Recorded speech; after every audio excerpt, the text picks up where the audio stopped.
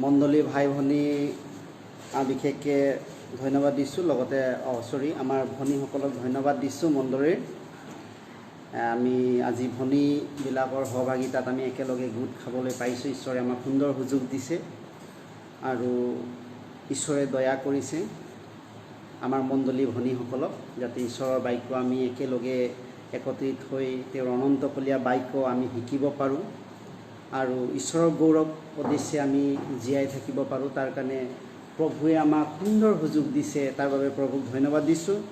আৰু যিসকল ভনীসকল আমাৰ মাজত আহিছে ঈশ্বৰৰ বাক্য একেলগে আমি সহভাগিতা পাঠ কৰিবলৈ, তেওঁলোকক মই ৱেলকাম জনাইছোঁ।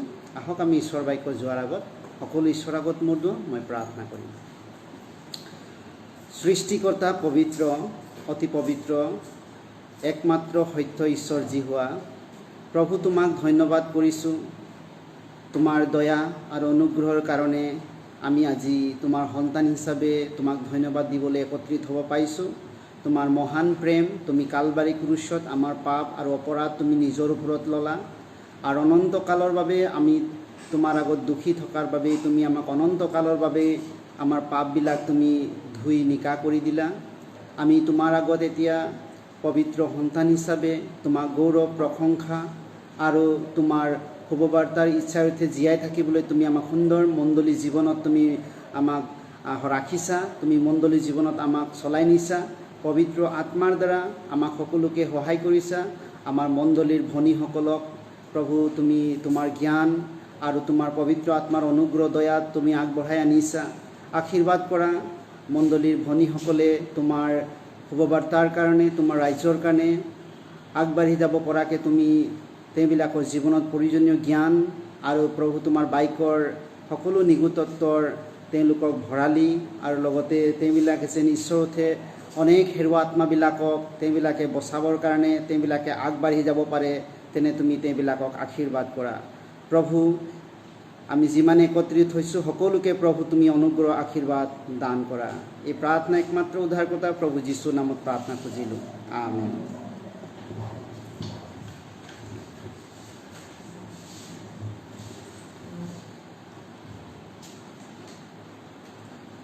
আমি বাইবেল উলিয়াম, বাইবেল সকলোৱে আমি উলিয়াম। মথি 25 অধ্যায়, মথিয়ে লিখা 25 অধ্যায়, মথিয়ে লিখা 25 অধ্যায়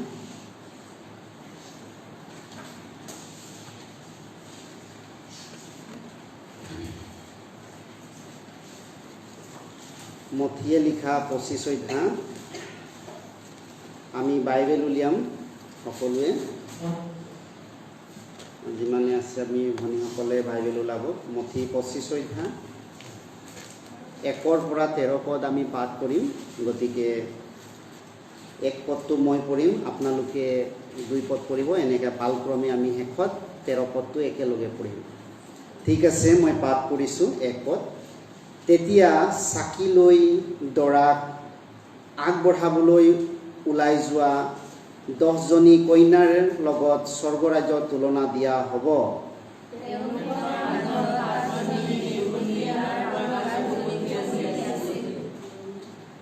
কিয়নো নিৰ্বুদ্ধি কেইজনীয়ে নিজৰ চাকি লওঁতে লগত তেল নললে,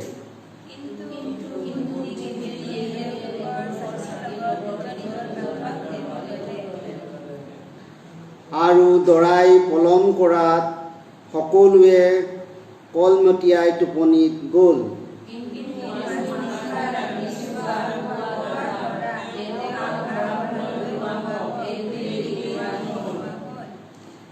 তেতিয়া সেই আটাইকেইজনী কন্যাই উঠি তেওঁলোকৰ চাকি বঢ়ালে।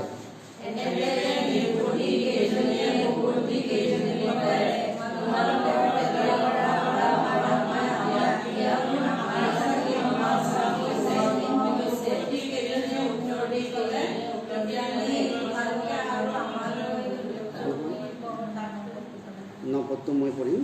কিন্তু সুবুদ্ধি কেইজনীয়ে উত্তৰ দি ক'লে, কিজানি তোমালোক আৰু আমালৈ নুজুৰিব। তাতোতকৈ বেচোঁতাবিলাকৰ তালৈ গৈ তোমালোকৰ নিমিত্তে কিনাগৈ।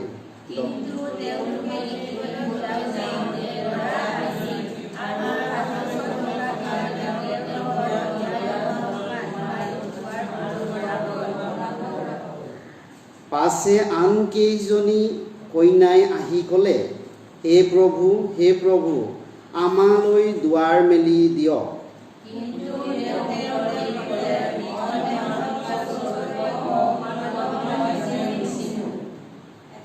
এতেকে পৰ দি থাকা, কিয়নো সেই দিন বা সময় তোমালোকে নাজানা। প্ৰভু যীশু খ্ৰীষ্টই তেওঁ যেতিয়া পৃথিৱীত আছিল, ঈশ্বৰ ৰাজ্যৰ বিষয়ে মানৱ জাতিক বুজাবলৈ তেওঁ বিভিন্ন দৃষ্টান্ত দিছিল।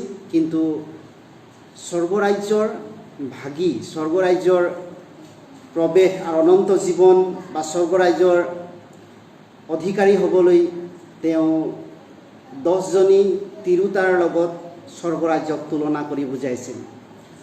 স্বৰ্গৰাজ্যত যাবলৈ হ'লে আৰু স্বৰ্গৰাজ্যত কোন সোমাব আৰু স্বৰ্গৰাজ্যত কোনে প্ৰৱেশ কৰিব পাৰে আৰু প্ৰভুৱে কাক নিব, এই বিষয়ত বুজাবলৈ যীশুৱে এই দৃষ্টান্ত দিছিল।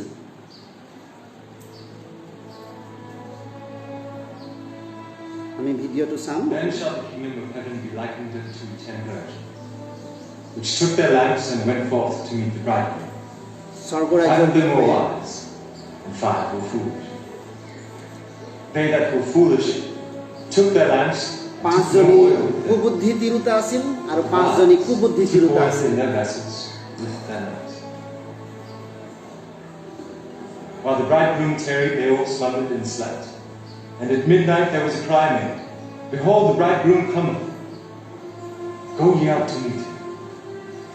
Then all those virgins arose and trimmed their lamps.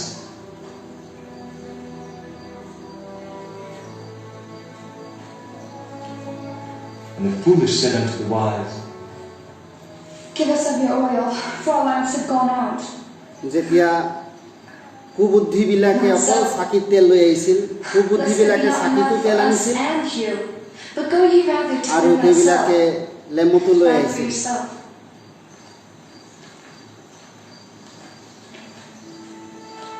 And while they went to buy, the bridegroom came. যেতিয়া দৰাই আহিব লগা They হ'ল, that were ready went in with him to the marriage. যিসকলত বণীসকলৰ যি তেল আছিল তেওঁবিলাকে প্ৰভু তেওঁবিলাকক লগ ধৰি তেওঁ বিয়া ঘৰত সোমাল। পাছতে এই কুবুদ্ধি কেইজনীয়ে Afterward came also the এইবিলাকে virgins, saying, Lord, চাকিত তেল নথকাৰ Lord, কাৰণে to us. তেল কিনিব যাওঁতেনে দোকানলৈ তেওঁবিলাকে আহোঁতে দেৰি হ'ল। যেতিয়া প্ৰভুৱে আহি সেই Watch, therefore, for ye know neither the day কুবুদ্ধি nor the তিৰোতাবিলাকৰ hour লগত গুচি গ'ল। তেতিয়া তেওঁবিলাকে দুৱাৰ দলিত আহি প্ৰভুক মাত লগাইছে। বাইবেলে কৈছে 10জনী তিৰোতাৰ কথা বাইবেলে দৃষ্টান্তমূলকভাৱে কৈছে। 5জনী কুবুদ্ধি তিৰোতা আছিল আৰু 5জনী সুবুদ্ধি তিৰোতা আছিল। তো এই 5জনী কুবুদ্ধি তিৰোতাক কি বুজাইছে? উদ্ধাৰ নোপোৱা তিৰোতা বা উদ্ধাৰ নোপোৱা ভনীক বুজাইছে। আৰু এই উদ্ধাৰ নোপোৱা ভনীবিলাক হৈছে তেওঁবিলাকে পবিত্ৰ আত্মাৰ জীৱন নকৰাটোক বুজাইছে। এই কুবুদ্ধি ভনীবিলাক কোন হয় বুলি কৈছে? প্ৰভুৰ আগমন তেওঁবিলাকে জানে, প্ৰভুৱে নিবলৈ আহিব, এই কথাটো জানিও এই কুবুদ্ধিবিলাকে পবিত্ৰ আত্মাৰে তেওঁবিলাকে গ্ৰহণকাৰী নহয় আৰু পবিত্ৰ হল জীৱন মণ্ডলী তেওঁবিলাকে কৰা নাই। কাৰণ সেই তেলটো পবিত্ৰ আত্মাৰ লগত তুলনা কৰা গৈছে। তেলটো পবিত্ৰ আত্মাৰ লগত তুলনা কৰা হৈছে। আৰু 5জনী সুবুদ্ধি তিৰোতা কি বুজাইছে? তেওঁবিলাকে উদ্ধাৰ পোৱা হয়, তেওঁবিলাকৰ চাকিত তেলটো দিছে, কিন্তু তেওঁবিলাকে আকৌ তেলটো এক্সট্ৰাকৈ লৈ লৈছে। এইটো কি বুজাইছে? যেতিয়া আমি উদ্ধাৰ পাইছোঁ, পবিত্ৰ আত্মাক আমি গ্ৰহণ কৰিছোঁ আৰু মণ্ডলী জীৱনত পবিত্ৰ আত্মাত পৰিপূৰ্ণ হৈ বাঢ়ি যোৱা, এই বিষয়টোৰ কাৰণে এই দৃষ্টান্তটো কৈছে যাতে আমি যেন পবিত্ৰ আত্মাৰে পৰিপূৰ্ণ জীৱন হৈ প্ৰভুৰ অহা দিনত আমি প্ৰচুৰ পৰিমাণে পবিত্ৰ আত্মাৰে পৰিপূৰ্ণ হোৱা ভনী আমি হ'ব পাৰোঁ। এইটো দৃষ্টান্ত প্ৰভুৱে তেওঁ স্বৰ্গৰাজ্যৰ তুলনাত বুজাইছে যে তেল ইয়াত বুজাইছে পবিত্ৰ চাকি। চাকিৰ তেল মানে পবিত্ৰ আত্মাক বুজাইছে। যিবিলাক ধনীৰ চাকিত তেল নাই সেইবিলাকে প্ৰভুৰ আমন্ত্ৰণ বা প্ৰভুৰ আগমনক গম নাপাব।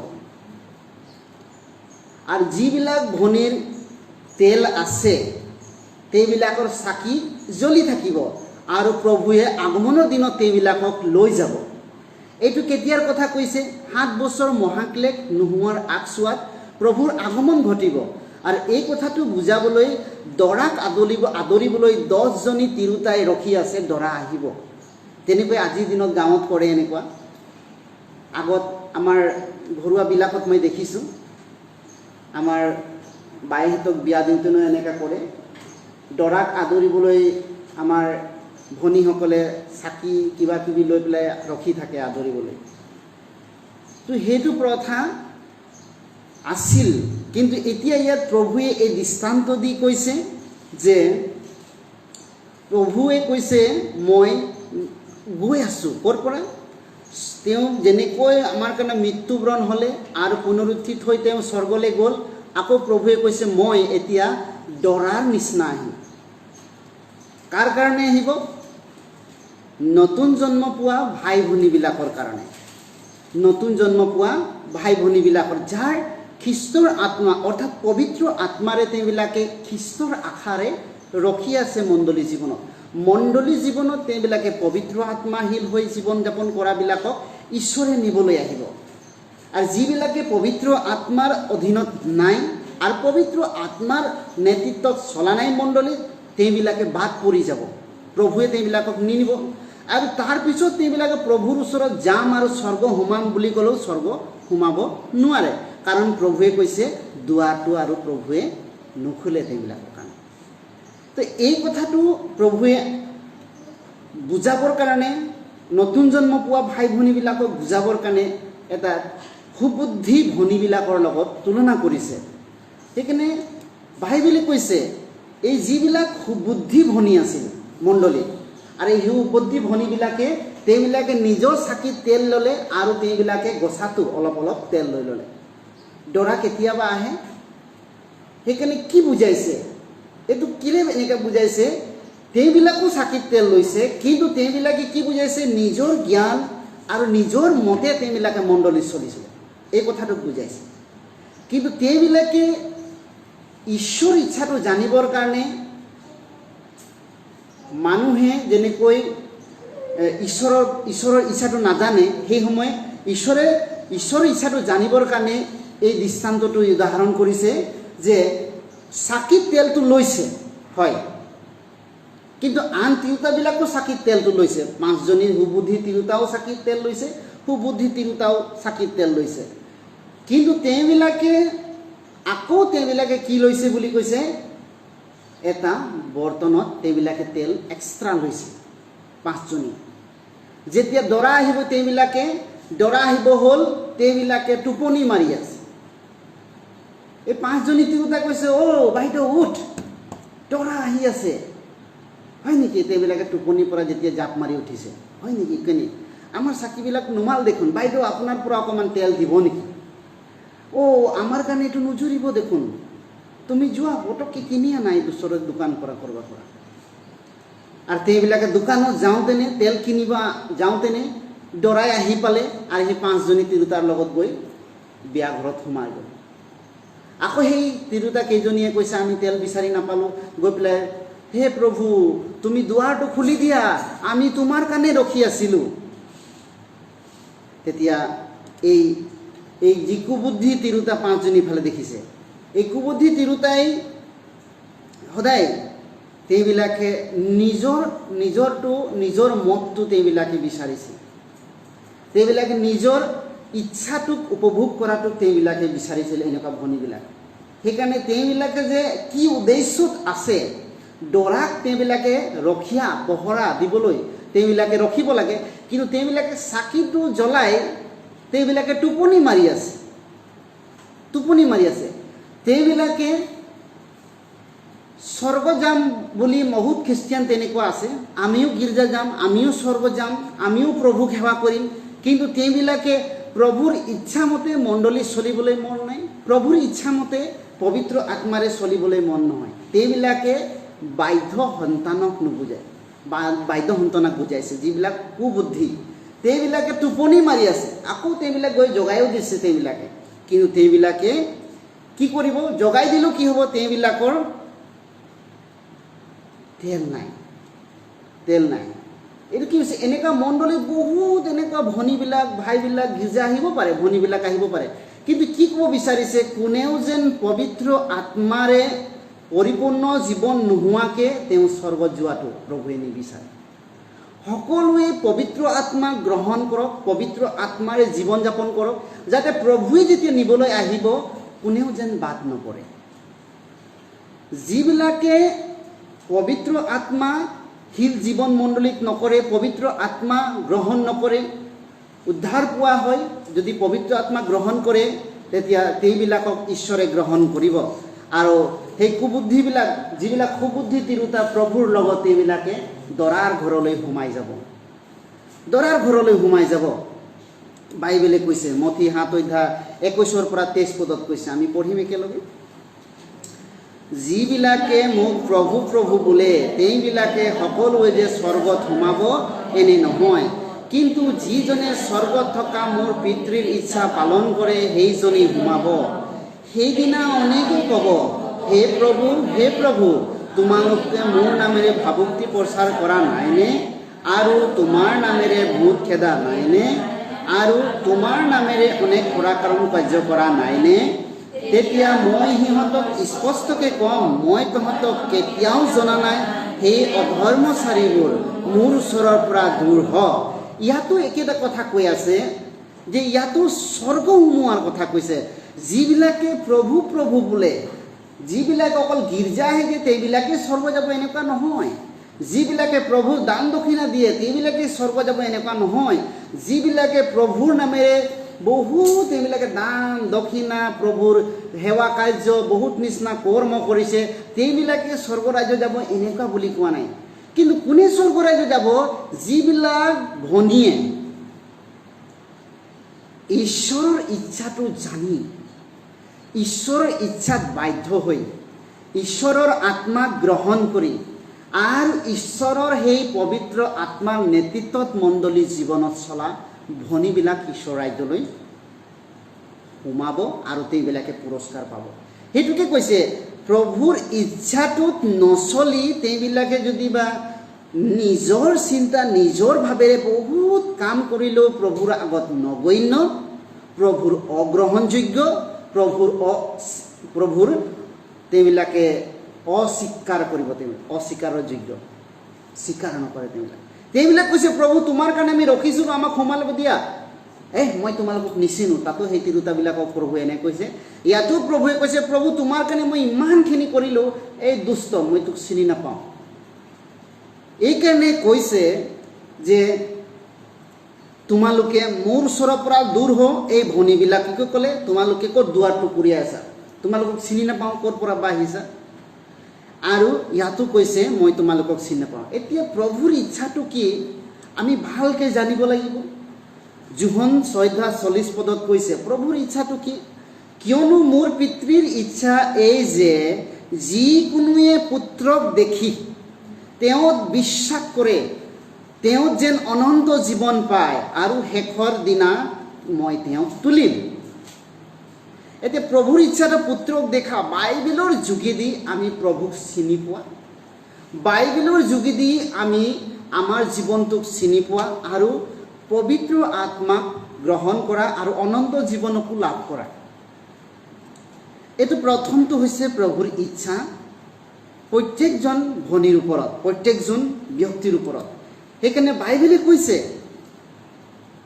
যিসকল ভনীও যদি এই প্ৰভুৰ ইচ্ছা পাইছে, পবিত্ৰ আত্মা পাইছে, অনন্ত জীৱন পাইছে, কিন্তু তেওঁবিলাকক মঠি 16:27 পদত কৈছে, পঢ়িম একেলগে, কি কৈছে?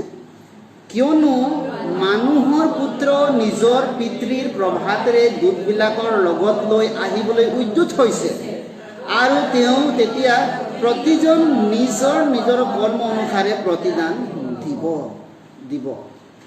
প্ৰভু আহিবলৈ উদ্যত আছে কৈছে, দৰাই আহিবলৈ উদ্যত আছে। দৰা কোন হৈছে ইয়াত? যীশুখ্ৰীষ্ট। আৰু কইনাবিলাক ৰখি থকাবিলাক কোন হৈছে? নতুন জন্ম পোৱা ভাই ভনীবিলাক, নামধাৰী খ্ৰীষ্টিয়ানবিলাকো, নামধাৰী খ্ৰীষ্টিয়ান। এইটো কি ক'ব বিচাৰিছে? একে লগত আছিলে 10 জনী, কিন্তু 5 জনী সোমাব পালে, 5 জনী সোমাব নাপালে। তো কি ক'ব বিচাৰিছে? মণ্ডলী জীৱন কোনেও ভাই ভনী, কোনো ভনীয়ে যেন ঈশ্বৰৰ উদ্ধাৰটো নজনাকৈ থকাটো ঈশ্বৰে বাঞ্ছা নাথাকে, বা কোনেও মণ্ডলীত পৰিত্ৰাণ নোপোৱাকৈ, উদ্ধাৰ নোপোৱাকৈ, অনন্ত জীৱন নোপোৱাকৈ, পবিত্ৰ আত্মা নোপোৱাকৈ থকাটো ঈশ্বৰে ইচ্ছা নকৰে। সেইকাৰণে প্ৰভুৱে আগতীয়াকৈ দৃষ্টান্তমূলকভাৱে জনাই দিছে যে মই উদ্যত আছোঁ আহিবলৈ দূতৰ লগত, আৰু তোমালোকে যদি কেনেকুৱা আছা তোমালোকৰ কৰ্ম অনুযায়ী মই তোমালোকক প্ৰতিদান দিবলৈ গৈ আছোঁ। সেইকাৰণে বাইবেলে কৈছে মতি 7:13-14 পদ, কোনোবা এজন ভনীয়ে পঢ়ি দিবা। এক দুৱাৰেদি সোমোৱা, কিয়নো যি দুৱাৰে আৰু যি বাটে সৰ্বনাশলৈ নিয়ে, সেই দুৱাৰ বহল, বাটো মুকলি, আৰু সেইদি সোমোৱা অনেক। কিয়নো যি দুৱাৰে আৰু যি বাটে জীৱনলৈ নিয়ে, সেই দুৱাৰ ঠেক, বাটো চেপ, আৰু তাক পোৱা লোকো তাকৰ। তাক পোৱা লোকো তাকৰ বুলি কৈছে বাইবেল কৈছে, ইয়াত পোৱা লোকো তাকৰ। সেইকাৰণে ঠেক দুৱাৰেদি সোমোৱা, ঈশ্বৰৰ লগত চলাটো সঁচাকৈ কষ্ট আছে। ঈশ্বৰৰ লগত চলাটো সঁচাকৈ কষ্ট আছে। সেই 5 জনী ভনীয়ে গোটেই উৰি ৰাতিটো থিয় হৈ আছে, হোৱা নাই। তাৰমানে কি বুজাইছে? মণ্ডলী জীৱনৰ কাৰণে সদায় তেওঁবিলাকে থিয় আছে। মণ্ডলী জীৱনত সকলো সময়ত তেওঁবিলাকে প্ৰস্তুত আছে। আৰু কিছুমান ভনীয়ে মণ্ডলী জীৱনত তেওঁবিলাকে টোপনি মাৰি আছে, এলাহ কৰি তেওঁবিলাক শুই আছে। এই টোপনি মৰা ভনীবিলাকে থাকি গ'ল। মণ্ডলী জীৱনতো টোপনি মাৰি যদি আছে, আজি যদি আছে, সেইবিলাকো প্ৰভুৰ আগমন দিনত থাকি যাব। টোপনি মৰা ভনীবিলাক কোন হৈছে বুলি কৈছে? তেওঁবিলাকে কেৱল গীৰ্জালৈ আহে, কিন্তু তেওঁবিলাকে জীৱনৰ বিষয়ে ভালকৈ চিন্তা নকৰে, ফেলোশ্বিপৰ বিষয়ে ভালকৈ চিন্তা নকৰে। জীৱনটো যে ফেলোশ্বিপৰ লগত ইমান গুৰুত্বপূৰ্ণ আছে, এই কথাটো তেওঁবিলাকে অৱহেলা কৰে। এনেকুৱা ভনীবিলাকক কি কৈছে? সৰ্বনাশৰ বাটলৈ নিয়ে, যি দুৱাৰ বহল, তেওঁবিলাকে নিজৰ মতে, নিজৰ মৈমত্বত তেওঁবিলাকে চলাবিলাক। বাটটো মুকলি, তেওঁবিলাকৰ ইচ্ছাৰে, তেওঁবিলাকে শুবও পাৰে, যাবও পাৰে, জ্বলাবও পাৰে, নজ্বলাবও পাৰে, তেওঁবিলাকে তেলটো নিবও পাৰে, এনেকুৱা হ'ব লাগিব। সেইকাৰণে বাইবেলে কৈছে আজি বহুত আছে তেওঁবিলাক, যিবিলাক কুবুদ্ধি তিৰোতা আছিল, তেওঁবিলাকে তেলটোক লৈ যাবলৈ অৱহেলা কৰিলে। অৱহেলা আজি বহুতো আছে তেওঁবিলাকে, কিন্তু বাকী ভনীবিলাকে চাকিটো ল'লে আৰু ইয়াতো লৈছে, গিলামতো লৈছে। এনেকুৱা আছে, বহুত আছে খ্ৰীষ্টিয়ান উদ্ধাৰ পোৱা বুলি কয়, কিন্তু তেওঁবিলাকে কি কয়? এটলিষ্ট তেওঁবিলাকে ঈশ্বৰৰ আগমনৰ দিনত বাইবেল লগতে তেওঁবিলাকৰ সংযুক্ত নাথাকে, পবিত্ৰ আত্মাৰ লগতো দূৰৰ কথা। বাইবেলটোকে তেওঁবিলাকে দিনটোত এবাৰ হ'লেও নাচায়, বাইবেলটোকো তেওঁবিলাকে জীৱনত কেতিয়াও ধাৰণ নকৰে। এইটো কি বুজাইছে? আমি যলৈকে গ'লেও পবিত্ৰ আত্মাৰ শিল জীৱন হ'ব লাগিব আৰু ঈশ্বৰৰ বাক্যশীল জীৱন হ'ব লাগিব। যলৈ গ'লোঁ, য'তে থাকিলে। আৰু ইয়াত কি কৈছে? সেই বাটেদি যিবিলাক জগতৰ ফূৰ্তি, জগতৰ মতে, জগতৰ ছিষ্টেম মতে ঈশ্বৰক আৰাধনা কৰিব বিচৰাবিলাকক কৈছে সেই বাটে বহুত মানুহ যাব, তাতো সোমোৱা মানুহ বহুত হ'ব। কিয়নো যি দুৱাৰে, যি বাটে জীৱনৰে নিয়ে, সেইটো ঠেক বহুত কষ্টত লাজ পাব অপমান পাব চৰম পাব পাৰে কেতিয়াবা কিছুমান মানুহ এনেকুৱাও আছে মই যে গীৰ্জা যাওঁ সেই কথাটোকো নকয় লুকাই মানুহৰ পৰা কিছুমান আছে বাইবেলটোকো তেওঁবিলাকে মানুহক দেখুৱাই কেতিয়াবা পঢ়িবলৈ অলপ লাজ কৰে বাইবেলটোকো লৈ আহিবলৈ কেতিয়াবা তেওঁবিলাকে অংকুশ কৰে এনেকুৱা খ্ৰীষ্টিয়ান জীৱনত মই বহুত দেখিছোঁ গতিকে এনেকুৱাবিলাকক কি কৈছে তেওঁবিলাকে জগতৰ কাৰণে তেওঁবিলাকে ঈশ্বৰটোক প্ৰিয়ৰিটি নিদিয়ে কিন্তু যিবিলাকে কুবুদ্ধি তেওঁবিলাকে জগতৰ প্ৰিয়ৰিটি দিয়ে আৰু সুবুদ্ধিবিলাকে কেৱল অপমান হোক লাজ হোক ধিক্ষাৰ হোক ঠাট্টা নিন্দাই হোক তেওঁবিলাকে জীৱনৰ পথ সেইটো যে হয় এইকাৰণে ঠেক দুৱাৰ কষ্ট অপমান দুখ চেপ চলে আৰু তাত পোৱা লোকবিলাক এনেকুৱা হোৱা ভনীবিলাক বহুত কম এনেকুৱা বিশ্বাসী ভনী মণ্ডলী জীৱনত বহুত কম গতিকে আমাক ঈশ্বৰে সুযোগ দিছে ঈশ্বৰে আমাক মনোনীত কৰিছে বাইবেল কৈছে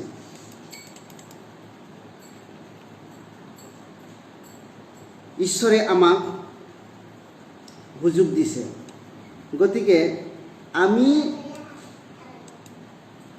সেই ঈশ্বৰৰ মহান সুযোগ আমি হেৰাব নালাগে কিন্তু সেই কুবুদ্ধি কেইজনীয়ে হেৰালে এতিয়া আমি কি চাব বিচাৰিছোঁ বাইবেলে ইয়াত ক'ব বিচাৰিছে দুই বিধৰ খ্ৰীষ্টিয়ান থাকে একবিধ খ্ৰীষ্টিয়ান একবিধ সত্যকে উদ্ধাৰ মুক্তি নতুন জন্মৰ কথা ভালকে নজনা তেওঁবিলাকে নাজানে কিন্তু তেওঁবিলাকে উত্তপ্ৰোতভাৱে ঈশ্বৰক যীশুক মানে উত্তপ্ৰোতভাৱে তেওঁবিলাকে যীশুক সেৱা কৰে চাৰ্চলৈ যায় দশম ভাগ দিয়ে দানো দিয়ে মণ্ডলীত কাম কাজো কৰে কিন্তু এনে ভনীবিলাক তেওঁবিলাকে উদ্ধাৰ মুক্তি নতুন জন্মৰ একো গ্যাৰাণ্টি নাই তেওঁবিলাকে দৃঢ়ভাৱে এনেকুৱা ক'ব নোৱাৰে মই যেন এতিয়াই প্ৰভু নিব আহিলে মই যেন প্ৰভুৰ লগত যাম প্ৰভুৱে মোক নিবনে নিনিব এনেকুৱা সংকোচত থকা খ্ৰীষ্টিয়ান আপুনি থাউজেণ্ড মিলিয়ন চাব বহুত খ্ৰীষ্টিয়ান বহুত পৃথিৱীত এনেকুৱা খ্ৰীষ্টিয়ান বহুত পাব এইকাৰণে দুই বিধৰ খ্ৰীষ্টিয়ান থাকে আৰু এই প্ৰথম বিধে খ্ৰীষ্টিয়ান গোটেই পৃথিৱীত আমাৰ মণ্ডলীতো তেনেকুৱা থাকিব পাৰে নাথাকিব পাৰে বুলি কোৱা নাই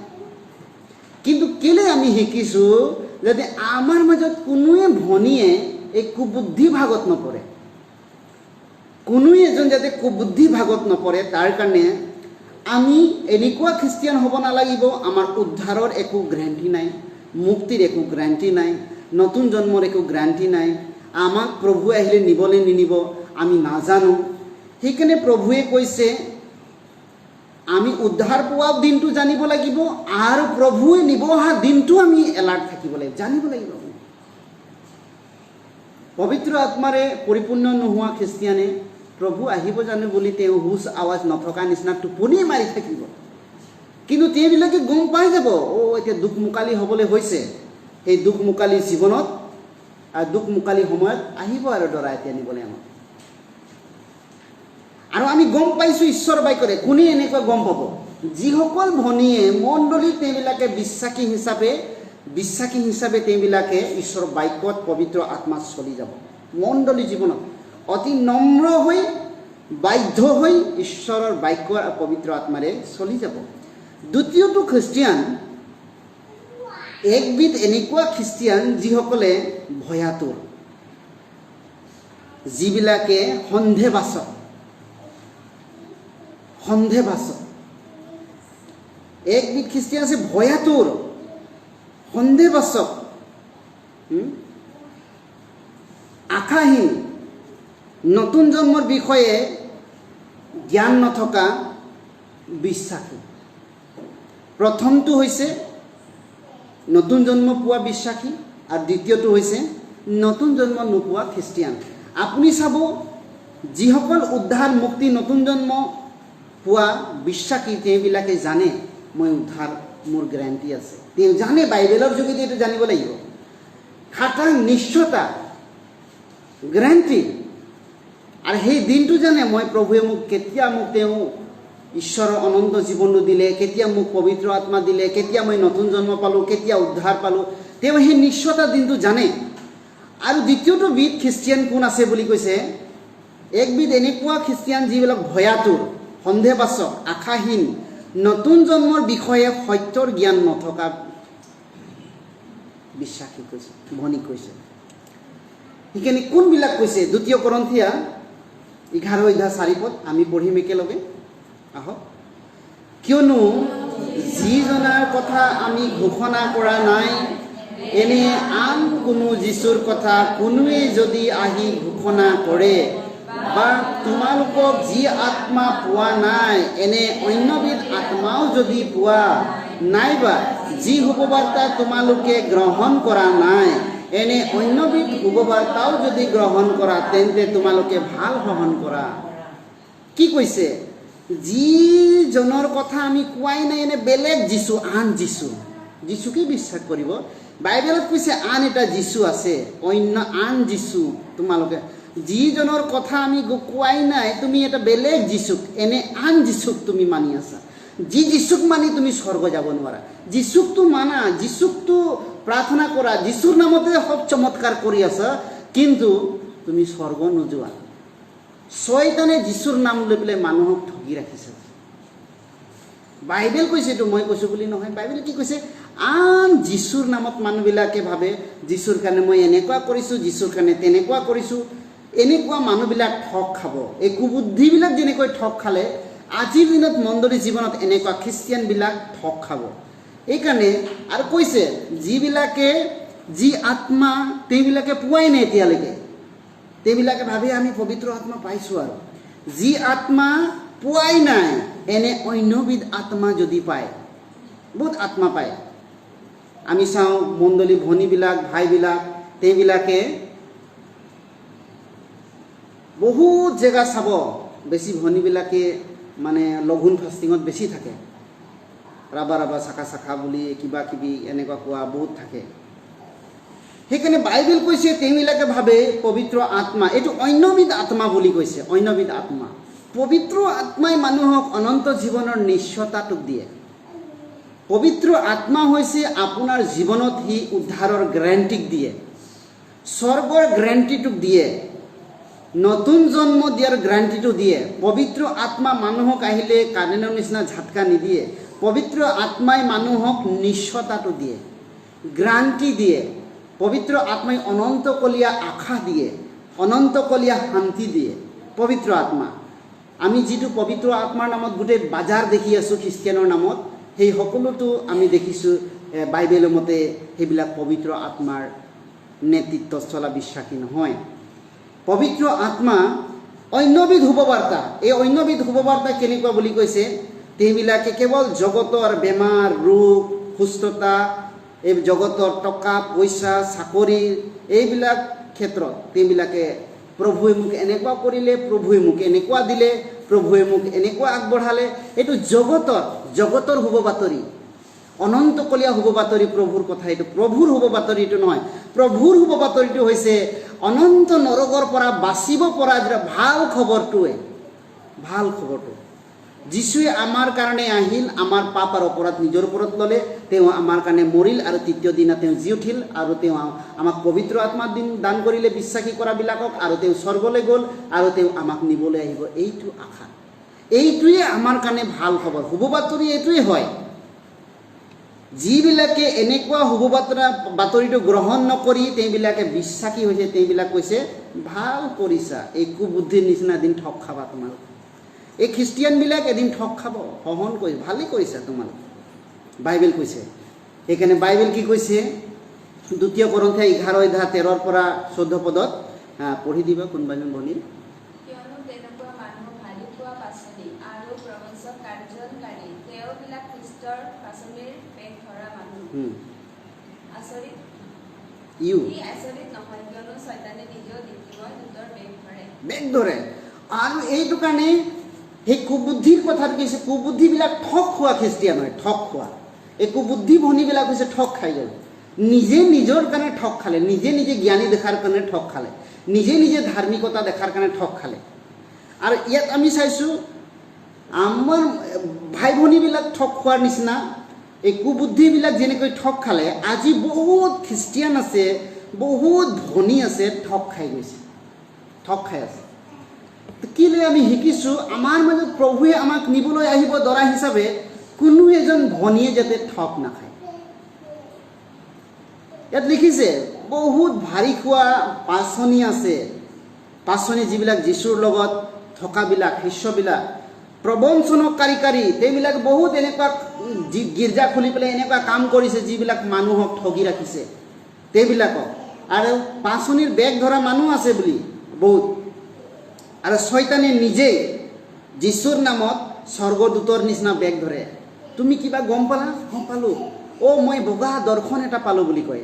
মই এজনী ভনী সুধিছোঁ, তাই মোৰ আগতে টেষ্টিমনি দি আছে, কৈ মই প্ৰাৰ্থনা কৰি থাকোঁতেনে বোলে বগা পোহৰ আহিলে ক্ৰুচৰ পৰা, বোলে মোৰ গোটেই গাটোত সোমাই গ'ল, বোলে মোক বোলে মই ওপৰত উঠি যোৱা নিচিনা লাগিলে বুলি কৈছে।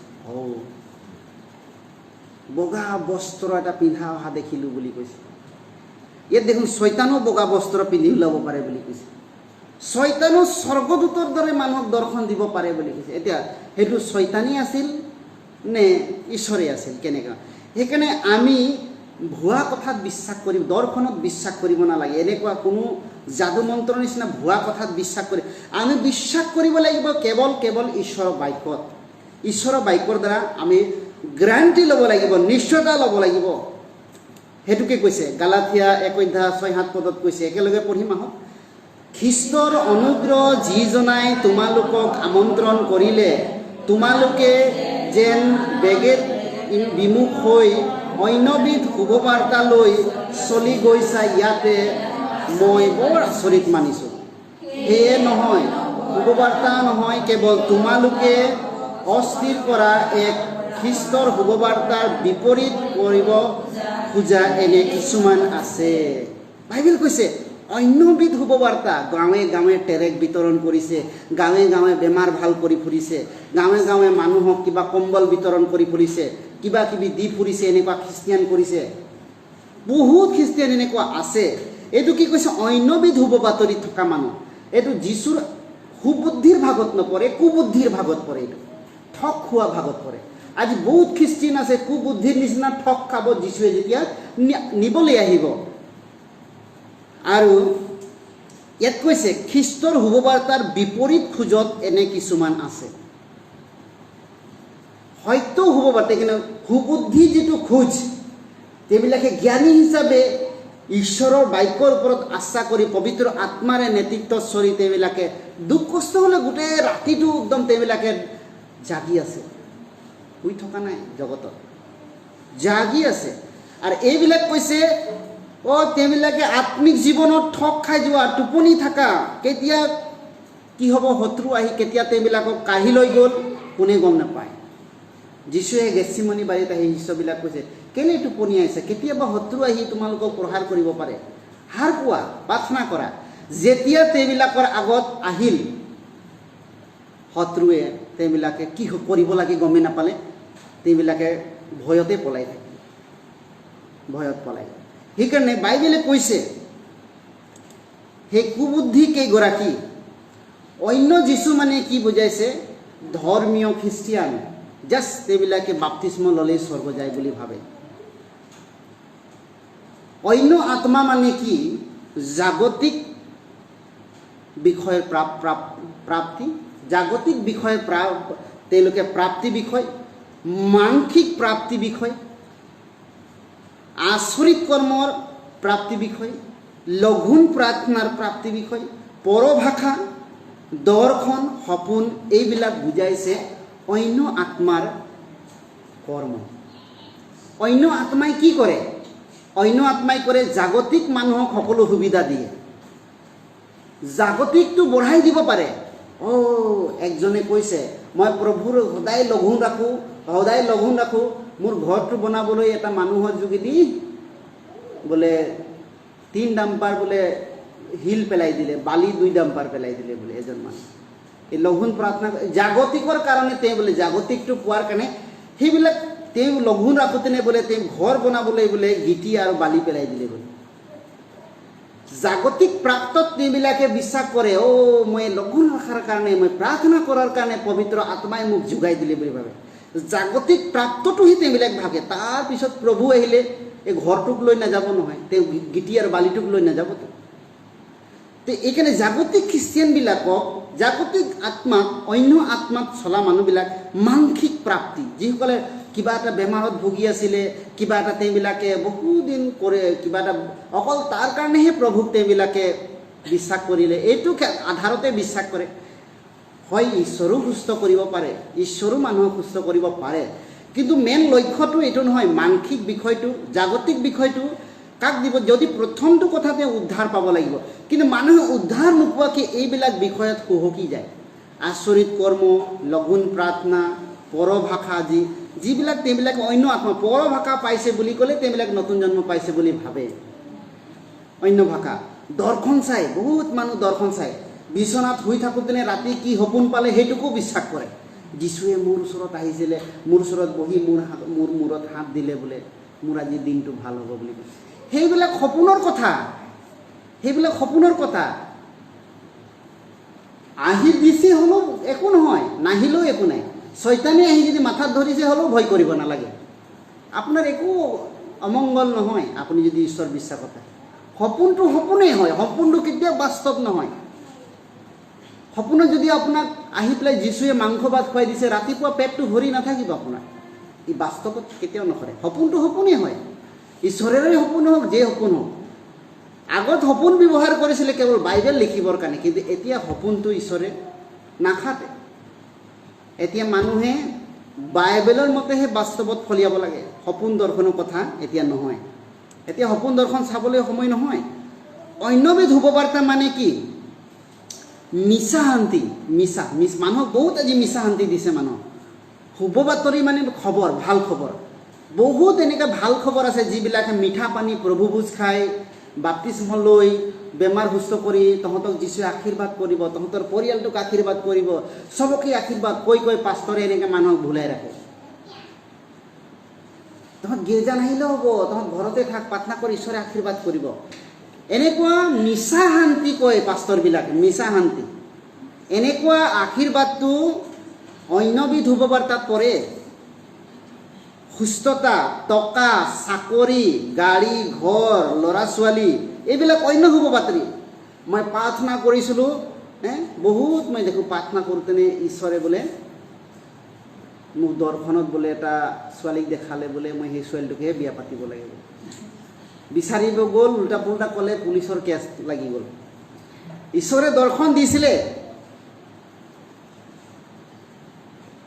ছোৱালীটো তেওঁ যোগ্য নহয়, পঢ়াত অকণমান হাই আছে। এতিয়া ছোৱালীটোৰ ওপৰত কথা থাকে, তেওঁ আকৌ জোৰ জবৰদস্তি ঈশ্বৰে কৈছে বিয়া পাতিবলৈ বুলি, তেওঁ ডিমাণ্ডকে কৈ আছে। এই খেলি মেলি কৰিব বুলি পাষ্টৰে দিলে আৰু লগাই, ইয়াক খেলি মেলি কৰিব বুলি। সেইটো কাৰণে কৈছে সপোন দৰ্শনত তেওঁবিলাকে এনেকুৱা কৰা, মিছা শান্তি, অন্যবিধ শুভবাৰ্তা। ঈশ্বৰে মানুহক জ্ঞান দিছে, বুদ্ধি দিছে, কোনটো বাইবেলে কয়। মানুহে যদিবা দিনত 100 টকা উপাৰ্জন কৰে, তেওঁ যদি BMW ল'বলৈ সপোন চায়, সেইটো মিছা, সেইটো মিছা। তেওঁ সপোন যদি চাইছে, সপোনত কৰ্ম কৰিব লাগিব আৰু সেইটো ছাকচেছ হ'লে ল'ব পাৰিব। সপোন চাই 100 টকাতে BMW ল'ব নোৱাৰে। তেনেকৈ এইবিলাক অন্যবিধ শুভ বাতৰি হৈছে, তেওঁবিলাকে মিছা শান্তি কয়। প্ৰাৰ্থনা কৰ, প্ৰাৰ্থনা কৰ। মই শুনিছোঁ এনেকুৱা বহুত চতুৰালি আছে, এনেকুৱা কেতিয়াবা ছোৱালীও এনেকুৱা চতুৰালি আছে। নামধাৰী খ্ৰীষ্টিয়ানবিলাকক মই এনেকুৱা গম পাইছোঁ। কিছুমান ছোৱালী আছে, ল'ৰাকো দেখিছোঁ এনেকুৱা অন্যবিধ শুভবাৰ্তা। তেওঁবিলাক কয় ঈশ্বৰে মোক, মই লঘোণ ৰাখিছোঁ, দৰ্শন দিছে বোলে, মোক এটা এনেকুৱা শুভবাৰ্তা প্ৰচাৰ কৰা ল'ৰা আহিব, তেওঁৰ আমুক নামটো আমুকৰ পৰা আৰম্ভ হ'ব, তেওঁহে বিয়া কৰিলে তেওঁ ঠিক হ'ব। সেইটো ইনডাইৰেক্টলি তীৰ মাৰে তেওঁবিলাক। এইবিলাক কি কৈছে তেওঁবিলাকে এনেকুৱা অন্যবিধ হ'ব বাতৰি মই নাগালেণ্ডত এনেকুৱা থাকোঁতেনে মই এনেকুৱা ভনী পলাক শুনিছোঁ ভাইবিলাকৰ পৰা শুনিছোঁ এনেকুৱা তেওঁবিলাকে বহুত চমৎকাৰ কৰে তাত বহুত বিশ্বাসো কৰে তেনেকুৱা ইয়াত প্ৰব্লেম আছে অন্যবিধ শুভ বাতৰা যিবিলাক শুভ বাতৰিটো গোটেই প্ৰচাৰিত আছে সেইকাৰণে হিতু প্ৰদেশত কৈছে 19 অধ্যায় 14 পদ আমি পঢ়িম কি লিখিছে ঘৰ আৰু ধন সম্পত্তি পিতৃবিলাকৰ পোৱা উত্তৰাধিকাৰী কিন্তু গুণৱতী ভাৰ্যা জিহুৱাৰ পৰাহে পোৱা যায় কি কৈছে এতিয়া এই সুবুদ্ধি তিৰোতাটো হয় গুণৱতী তিৰোতা আৰু এই কুবুদ্ধি তিৰোতাবিলাক হ'ল তেওঁবিলাকে ঈশ্বৰৰ পৰা জ্ঞানবিহীন তেওঁবিলাকে চলা বিশ্বাসী এইকাৰণে কি লিখিছে ধন সম্পত্তি এইবিলাক পিতৃৰ পৰা হ'ব পাৰে শয়তানৰ পৰাও হ'ব পাৰে জাগতিকৰ কথা দেখাইছে এইবিলাক কিন্তু এজন সুবুদ্ধি তিৰোতা জ্ঞানৱতী তিৰোতা হ'বলৈ হ'লে ই কেৱল ঈশ্বৰৰ পৰা জিহুৱাৰ পৰা হয় গতিকে কি বুলি কৈছোঁ এজনী ভনী হিচাপে আমি এজন ভাৰ্যা হিচাপে আমি জিহুৱাৰ পৰা জ্ঞান পোৱাটো জিহুৱাৰ পৰা আমি অনুগ্ৰহ পোৱাটো জিহুৱাৰ পৰা আমি নিশ্চয়তা পবিত্ৰ আত্মা পোৱা আৰু পবিত্ৰ আত্মাত চলা মণ্ডলী জীৱনত মণ্ডলীৰ ইচ্ছাত চলাটো বহুত প্ৰয়োজনীয় সেইকাৰণে গুণৱতী ভাৰ্যা জিহুৱাৰ পৰাই হয় সেইজনী ভনী দুই প্ৰকাৰৰ তিৰোতা বা ভনী থাকে দুই প্ৰকাৰৰ এক প্ৰকাৰৰ জ্ঞানী তিৰোতা থাকে আৰু এক প্ৰকাৰৰ অজ্ঞানী তিৰোতা থাকে সেইটোকে বাইবেলত কৈছে জ্ঞানী তিৰোতাই এখন উদ্ধাৰ পোৱা ঘৰত জ্ঞানৱতী স্বৰূপে ঈশ্বৰৰ বিশ্বাসী হিচাপে চলে আৰু অজ্ঞানী তিৰোতাই নিজে যাব নে নাযাব যেনে তেনে কিন্তু অন্যকো তেওঁ পৰিত্ৰাণ ঘৰখনকো পৰিত্ৰাণ কৰিব নোৱাৰে যদি আমি উদ্ধাৰ পোৱা এটা গুণৱতী ঈশ্বৰৰ সন্তানৰ যেতিয়া গুণ থাকিবই লাগিব গুণৱতী তিৰোতা বুলি ক'লে যিবিলাক অনন্ত জীৱন পোৱা নতুন জন্ম পোৱা ঈশ্বৰ মণ্ডলী জীৱনৰ বাধ্যকাৰী জীৱন ভয়কাৰী ঈশ্বৰক ভয় কৰি চলা জীৱন এনেকুৱা যদি ঈশ্বৰৰ গুণ আছে তেতিয়াহ'লে সেই গুণ ঈশ্বৰৰ গুণৰ যোগেদি গুণৱতী কৈছে জগতৰ গুণৰ পৰা গুণৱতী নহয় ঈশ্বৰৰ জ্ঞান ঈশ্বৰৰ বাধ্য ঈশ্বৰক ভয় কৰা যিবিলাক গুণ আছে এইবিলাক গুণে সেই গুণটোৱে ঘৰখনক উদ্ধাৰৰ পথত আনিব পাৰে ঘৰখনক ঈশ্বৰৰ বিষয়ে পৰিচালনা কৰিব পাৰে জ্ঞানৱতী তিৰোতাই অজ্ঞানী তিৰোতাই ঘৰখনত তেওঁ ঘৰখন অশান্তি কৰিব কেংকাং কৰি থাকিব অজ্ঞানী তিৰোতা কোনো কাক কৈছে যিসকলে বাইবেল মতে ঈশ্বৰক ভয় নকৰে বাইবেলৰ বাক্যটো তেওঁ জীৱনত ধাৰণ নকৰে বাইবেলৰ মতে তেওঁ জীৱনটো নচলায় এনেকুৱা তিৰোতাবিলাক তেওঁবিলাকৰ ল'ৰা ছোৱালীয়ে হওক তেওঁলোকৰ ঘৰখনৰ হাজবনীৰ লগতে হওক তেওঁবিলাকে কেতিয়াও ঈশ্বৰৰ অনুগ্ৰহটো দেখিবলৈ নাপাব ঘৰখনত কেৱল খেলি মেলি আৰু ঝামেলা সমস্যা এইটোৱে আহি থাকিব এইটোহে কেৱল দেখিব সেইকাৰণে জ্ঞানৱতী তিৰোতাই উদ্ধাৰ পোৱা তিৰোতা বা ভনী ঈশ্বৰৰ বাক্য অধ্যয়ন কৰে প্ৰথম কথা উদ্ধাৰ পোৱা ভনী এজন ঈশ্বৰৰ বাক্যটো অধ্যয়ন কৰে সহভাগিতা তেওঁ বিশ্বাসী হিচাপে চলে আৰু ব্যক্তিগত জীৱনত ঈশ্বৰৰ বাক্য তেওঁ অধ্যয়ন কৰে আৰু ব্যক্তিগত স্বৰূপে ঈশ্বৰৰ লগত সহভাগিতা ৰাখে আৰু পৰিয়ালৰ লগতো আৰু ল'ৰা ছোৱালীৰ লগতো তেওঁ সহভাগিতা ৰাখে আৰু অধ্যয়ন কৰে আপুনি যদি এজনী গুণৱতী ভনী হয় ঈশ্বৰৰ সন্তান হিচাপে মণ্ডলী জীৱনত আপোনাৰ সহভাগিতা থাকিব লাগিব প্ৰথমটো কথা দ্বিতীয়টো কথা আপুনি ব্যক্তিগত ঈশ্বৰৰ বাক্য আৰু ঈশ্বৰৰ লগত সহভাগিতা থাকিব লাগিব ব্যক্তিগত তৃতীয়টো কথা পৰিয়ালত মই উদ্ধাৰ পোৱা ভাই ভনী ল'ৰা ছোৱালী যদি আপুনি ঈশ্বৰৰ কথা নকয় ল'ৰা ছোৱালীৰ লগত যদি আপুনি সময় নিদিয়ে পৰিয়ালটোৰ লগত যদি সময় নিদিয়ে আপুনি কেনেকৈ গুণৱতী ভনী হ'ব পাৰে কেনেকৈ হ'ব পাৰে ঈশ্বৰৰ সন্তান হিচাপে আপুনি পৰিয়ালটোৰ লগত সময় দিব লাগিব, বহিব লাগিব, ঈশ্বৰৰ কথা অধ্যয়ন কৰিব লাগিব, নিজৰ ল'ৰা ছোৱালীৰ লগত, নিজৰ হাজবেণ্ডৰ লগত, নিজৰ মা দেউতাৰ লগত আপুনি বহি পেলাই বাইবেলটো পঢ়িব লাগিব, প্ৰাৰ্থনাটো কৰিব লাগিব। আপোনাৰ তেতিয়া সেই আপোনাৰ গুণৰ কাৰণেহে আপোনাৰ ল'ৰা ছোৱালী উদ্ধাৰ পাব, আপোনাৰ হাজবেণ্ড উদ্ধাৰ পাব পাৰে, আপোনাৰ সন্তানবিলাক উদ্ধাৰ পাব পাৰে। আপোনাৰ যদি এইটো গুণ নাই তেতিয়া আপুনি গুণৱতী ভনী নহয় ঈশ্বৰৰ সন্তান হিচাপে। আপুনি গুণৱতী, কোনো তিৰোতা গুণৱতী নহয়, কিন্তু গুণৱতী বনাব লাগিব ঈশ্বৰৰ বাক্যৰ যোগে। তেতিয়া আপোনাৰ ল'ৰা ছোৱালী, আপোনাৰ হাজবেণ্ড, আপোনাৰ পৰিয়াল সকলোৱে উদ্ধাৰ পাব।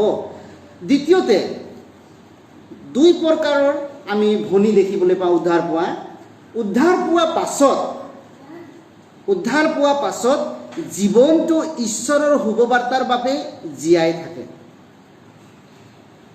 গুণৱতী ভনীয়ে জীৱনটো উদ্ধাৰ পোৱাৰ পিছত তেওঁৰ জীৱনটো ঈশ্বৰৰ শুভবাৰ্তাৰ কাৰণে জীয়াই থাকে। তাৰ লক্ষ্য গুণৱতী ভনীৰ এটা উদাহৰণ, জীৱনটো ঈশ্বৰৰ শুভবাৰ্তাৰ বাবে জীয়াই থাকে। উদ্ধাৰ পোৱা মণ্ডলীত ঈশ্বৰৰ শুভবাৰ্তাৰ কাৰণে জীয়াই থাকে। আন এটা উদ্দেশ্য গুণৱতী ভনীৰ গুণ আৰু লক্ষ্য উদ্দেশ্য। সেইকাৰণে হিতুপদেশত আমি পঢ়িম 12 অধ্যায় 14 পদ। আহক একেলগে পঢ়িম হিতুপদেশ 12 অধ্যায় 4 পদ। গুণৱতী স্ত্ৰী স্বামীৰ মুকুট স্বৰূপ, কিন্তু লাজ দিওঁতা তেওঁৰ অস্থিৰ ক্ষয়কাৰী যেন হয়। কি কৈছে? যদি উদ্ধাৰ নতুন জন্ম পোৱা ভনী হিচাপে আপোনাৰ এনেকুৱা গুণ নাই মণ্ডলী। প্ৰথম গুণকেইটা আমি ক'লোঁ, আপুনি চালে গুণকেইটা কি আছিলে?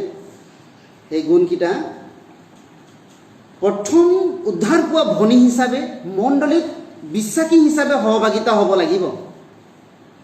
বিশ্বাসী হিচাপে সহভাগিতা হ'ব লাগিব।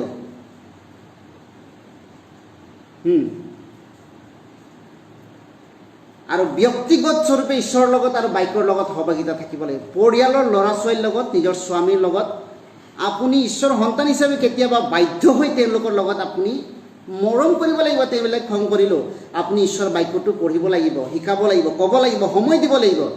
আৰু দ্বিতীয়টো মই ক'লোঁ, জীৱনটো ঈশ্বৰৰ শুভবাৰ্তাৰ কাৰণে জীয়াই থকা উদ্ধাৰ পোৱা মণ্ডলীত আপুনি উত্তপ্ৰোতভাৱে থাকিব লাগিব। যদি এনেকুৱা থাকে তেতিয়া গুণৱতী স্ত্ৰীয়ে স্বামীৰ মুকুট হয়। এতিয়া স্বামীটো কোন? স্বামীটো নিজৰ ঘৰৰ স্বামীটো হৈছে, আৰু প্ৰথম স্বামীটো হৈছে প্ৰভু যীশুখ্ৰীষ্ট। আপোনাৰ উদ্ধাৰ পোৱা ভনী হিচাপে আপোনাৰ স্বামীটো হৈছে প্ৰভু যীশুখ্ৰীষ্ট। প্ৰভু যীশুৱে কৈছে দৰাৰ কাৰণে এই কন্যাবিলাক ৰখি আছে। কন্যা কোন? নতুন জন্ম পোৱা ভনীবিলাক, ভাইবিলাক। কন্যা কাক তুলনা কৰিছে? 7 বছৰ মহাক্লেশ যেতিয়া হ'ব তেতিয়া আমি তৃতীয় স্বৰ্গত আমাৰ বিবাহ ভোজ হ'ব প্ৰভু যীশুৰ লগত। তাত নতুন জন্ম পোৱা ভনীবিলাক সেই ভোজত যাব। তেতিয়া দৰা আহিব, আমি ৰখি আছোঁ।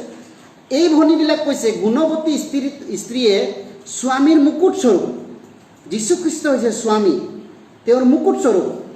আৰু আপুনি যদি গুণৱতী হয়, জাগতিক স্বামীৰো আপুনি এটা গুণৱতী স্ত্ৰী হ'ব পাৰে। আপুনি নিজৰ স্বামীক উদ্ধাৰ কৰিব পাৰে। আপোনাৰ স্বামীৰ কাৰণে আপুনি এজন মহান তিৰোতা হ'ব পাৰে, ধনী হ'ব পাৰে। কিন্তু যিজন গুণৱতী নহয়, বিশ্বাসী ভনী নহয়, ঈশ্বৰৰ ভয়কাৰী মণ্ডলী জীৱনত দিছে, তেওঁ ঘৰখনৰ লাজ দিওঁতা ভনী হ'ব। আৰু স্বামীৰ আগতো তেওঁ অস্থিৰ ক্ষয়কাৰী স্বামীৰ হাড্ডিৰ চোপা নিচিনা। আপুনি জুচ খাই পাইছেনে কেতিয়াবা? হাড্ডি চোপা নিচিনা। কিছুমান ভনী আছে স্বামীক চুপি খোৱা নিচিনা থাকে। জগতৰ ভনী তেনেকুৱা দেখোঁ। তেওঁ স্বামীক তেওঁ খং কৰিব, স্বামীক অকণমানতে তেওঁ কাজিয়া কৰিব, অকণমানতে তেওঁ হুলস্থুল কৰিব ঘৰখন। আৰু তেওঁ যদি তেওঁ প্ৰাপ্য বস্তু বিষয়বিলাক নাপালে তেওঁ বেলেগ ষ্টেপত যায়, আমি দেখিছোঁ। সেইকাৰণে বহুত স্বামী আমি জাগতিক দেখিছোঁ, তেওঁবিলাকে টিভি নিউজত আমি দেখিছোঁ অস্থিৰ ক্ষয়কাৰিণী মতলব তেওঁ হাজবেণ্ডৰ কাৰণে তেওঁ ইমানেই অশান্তিজনক হৈ পৰে, তেওঁ অবাধ্য হৈ কেতিয়াবা সেই তিৰোতাৰ ওপৰত তেওঁ দুৰুপয়োগ কৰে বা তেওঁৰ পৰা দূৰত থাকিব লগা হয়। সেইকাৰণে বাইবেল কৈছে লাজ দিওঁতা তিৰোতা কোন? লাজ দিওঁতা তিৰোতা কোন হ'ব পাৰে? বন এগেন হোৱা ভাই ভনী হ'ব পাৰে কেতিয়াবা। সেইবিলাকে যদি ঈশ্বৰৰ সেই গুণবিলাক নাথাকে, ঈশ্বৰৰ ভয়কাৰী নহয়, বাক্যমতে নচলে, মণ্ডলী জীৱনত বিশ্বাসী নহয়, তেওঁবিলাকো এজন তিৰোতা ভনী, তেওঁবিলাকে লাজ দিওঁতা হ'ব পাৰে। সেইকাৰণে বাইবেল কৈছে হিতুপদেশ 11:22 পদ পঢ়ো একেলগে। গাহৰিৰ নাকত সোণৰ নথ যেনে সুবিবেচনা নথকা সুন্দৰী স্ত্ৰীও তেনে বুলি কৈছে। গাহৰিৰ নাকত যেনেকৈ নথ, সোণৰ নথ, গাহৰিয়ে বুজি পায় নেকি সোণৰ নাকত যে সোণৰ নথ লগাই দিছে? তেওঁ আকৌ বোকাটোতে দেখোন সোণটো গৈ গেলা বোকা তেনেকৈ কৰিব। এইটো ভনীবিলাকৰ লগত তুলনা কৰিছে বাইবেলে। উদ্ধাৰ পোৱা ভনীবিলাক যদি সুবিবেচনাকাৰী নহয় বাক্যমতে, ঘৰখনৰ কাৰণে, মণ্ডলীখনৰ কাৰণে তেওঁ যদি সুবিবেচনাকাৰী নহয়, তেতিয়াহ'লে তেওঁলোকে প্ৰব্লেম আছে। কাৰণ ভনীবিলাকৰ জীৱনত বহুত পৰীক্ষা, বহুত পৰীক্ষা। ভাইবিলাকৰ ওপৰত ইমান পৰীক্ষা নাই, ভনীবিলাকৰ ওপৰত বহুত পৰীক্ষা। যদি সুবিবেচনা নহয়, এনেও সুন্দৰী স্ত্ৰী তেনে বুলি কৈছে। সুন্দৰী স্ত্ৰীটো, স্ত্ৰী প্ৰায় সুন্দৰীয়ে থাকে, কিন্তু যদি সেই স্ত্ৰীয়ে ঈশ্বৰৰ ভয়কাৰী নহয়, সুবিবেচনাকাৰী নহয়, তেতিয়া তেওঁবিলাকৰ খ্ৰীষ্টিয়ান জীৱনটো গাহৰিৰ নথত সোণ দিয়াৰ নিচিনা বুলি কৈছে। সুবিবেচনাকাৰী নথকা বহুত পৰীক্ষা এইবাৰ তেওঁবিলাকে ফেলাৰ হ'ব জীৱনত, ফেলাৰ হ'ব জীৱনত। আৰু তেওঁবিলাকে ঈশ্বৰৰ সন্তান হিচাপে নাথাকি তেওঁবিলাকে অপথে ঢাল খাই গৈ থাকিব। সেইকাৰণে আমি জানিব লাগিব, ইয়াত বাইবেলে কৈছে হিতুপদেশ 12:22 পদত, পঢ়িম একেলগে। মিছা কথা, মিছা কোৱা উঠ জিহুৱাৰ ঘিণ লগীয়া, কিন্তু সত্য আচৰণ কৰোঁতা তেওঁ প্ৰিয়। ভনী হিচাপে আমি অতি বিশ্বাসী আৰু আমি সত্যতা হ'ব লাগিব, বহু বিশ্বাসী। কেলে হৈছে এই কথাটো কেলে কৈছোঁ? আমি ভনীবিলাকে বহুত কথা পাতোঁ, ভাইবিলাকো পাতে, কিন্তু ভনীবিলাকে আমি লগ পালে বহুত কথা পাতোঁ। এইটো এটা আমাৰ স্বভাৱেই হয় ভনীবিলাকৰ। কেতিয়াবা ভনী লগ পালে বহুত কথা, দুখৰ কথাও পাতে, সুখৰ কথাও পাতে, ঘটনাৰ কথাও পাতে, ভাল খবৰ পাতে, বহুত কথা পাতে। কিন্তু ভাইবিলাক ইমান ভনীবিলাকৰ নিচিনা কথা নাপাতে। এইকাৰণে কৈছে সেই সময়ত আমি বিশ্বাসী নিচিনা উঠ হ'ব লাগিব। ভাই ভনীৰ আগত আমি সত্য আচৰণ উঠ হ'ব লাগিব। ভাই ভনীক আমি ঠগবাজ কৰা, ভাই ভনীক আমি অসত্য কোৱা, বেয়া কথা কোৱা, এনেকুৱা হ'ব নালাগিব। ভনী হিচাপে সত্য আচৰণ কৰোঁতা এটা প্ৰিয় ভনী হ'ব লাগিব, প্ৰিয় ভনী। সকলো মণ্ডলীৰ ভনীৰ আগত অতি প্ৰিয়, সকলোকে আমি সমান ভনী হিচাপে চোৱা, ভনী হিচাপে সকলোকে আমি সমান হিচাপে প্ৰেম কৰা, সকলো ভনীক আমি সমানে প্ৰিয় বুলি মানা, আৰু সকলোৰ আগত আমি নিজকে প্ৰিয় জীৱন যাপন কৰা। এইটো বাইবেলে কৈছে। হিতুপদেশ 14:1 পদত কৈছে, আৰু তোমালোকে সত্যক জানিবা আৰু সেই সত্যই তোমালোকক মুক্ত কৰিব। চৰি, সেইটো নহয়, পঢ়ি দিয়াচোন। কি কয়? হিতুপদেশ 14:1 পদ। এইটো নহয়, বাইবেলৰ পৰা পঢ়ি দিয়াচোন। বাইবেলৰ পৰা পঢ়িম, এইটো ভুল পদ টাইপ হৈ আছে। হিতুপদেশ 14:1 পদ।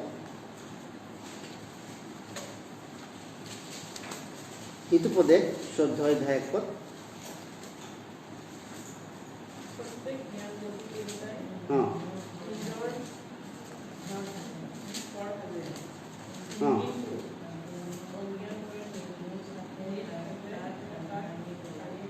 ইয়াত কি কৈছে?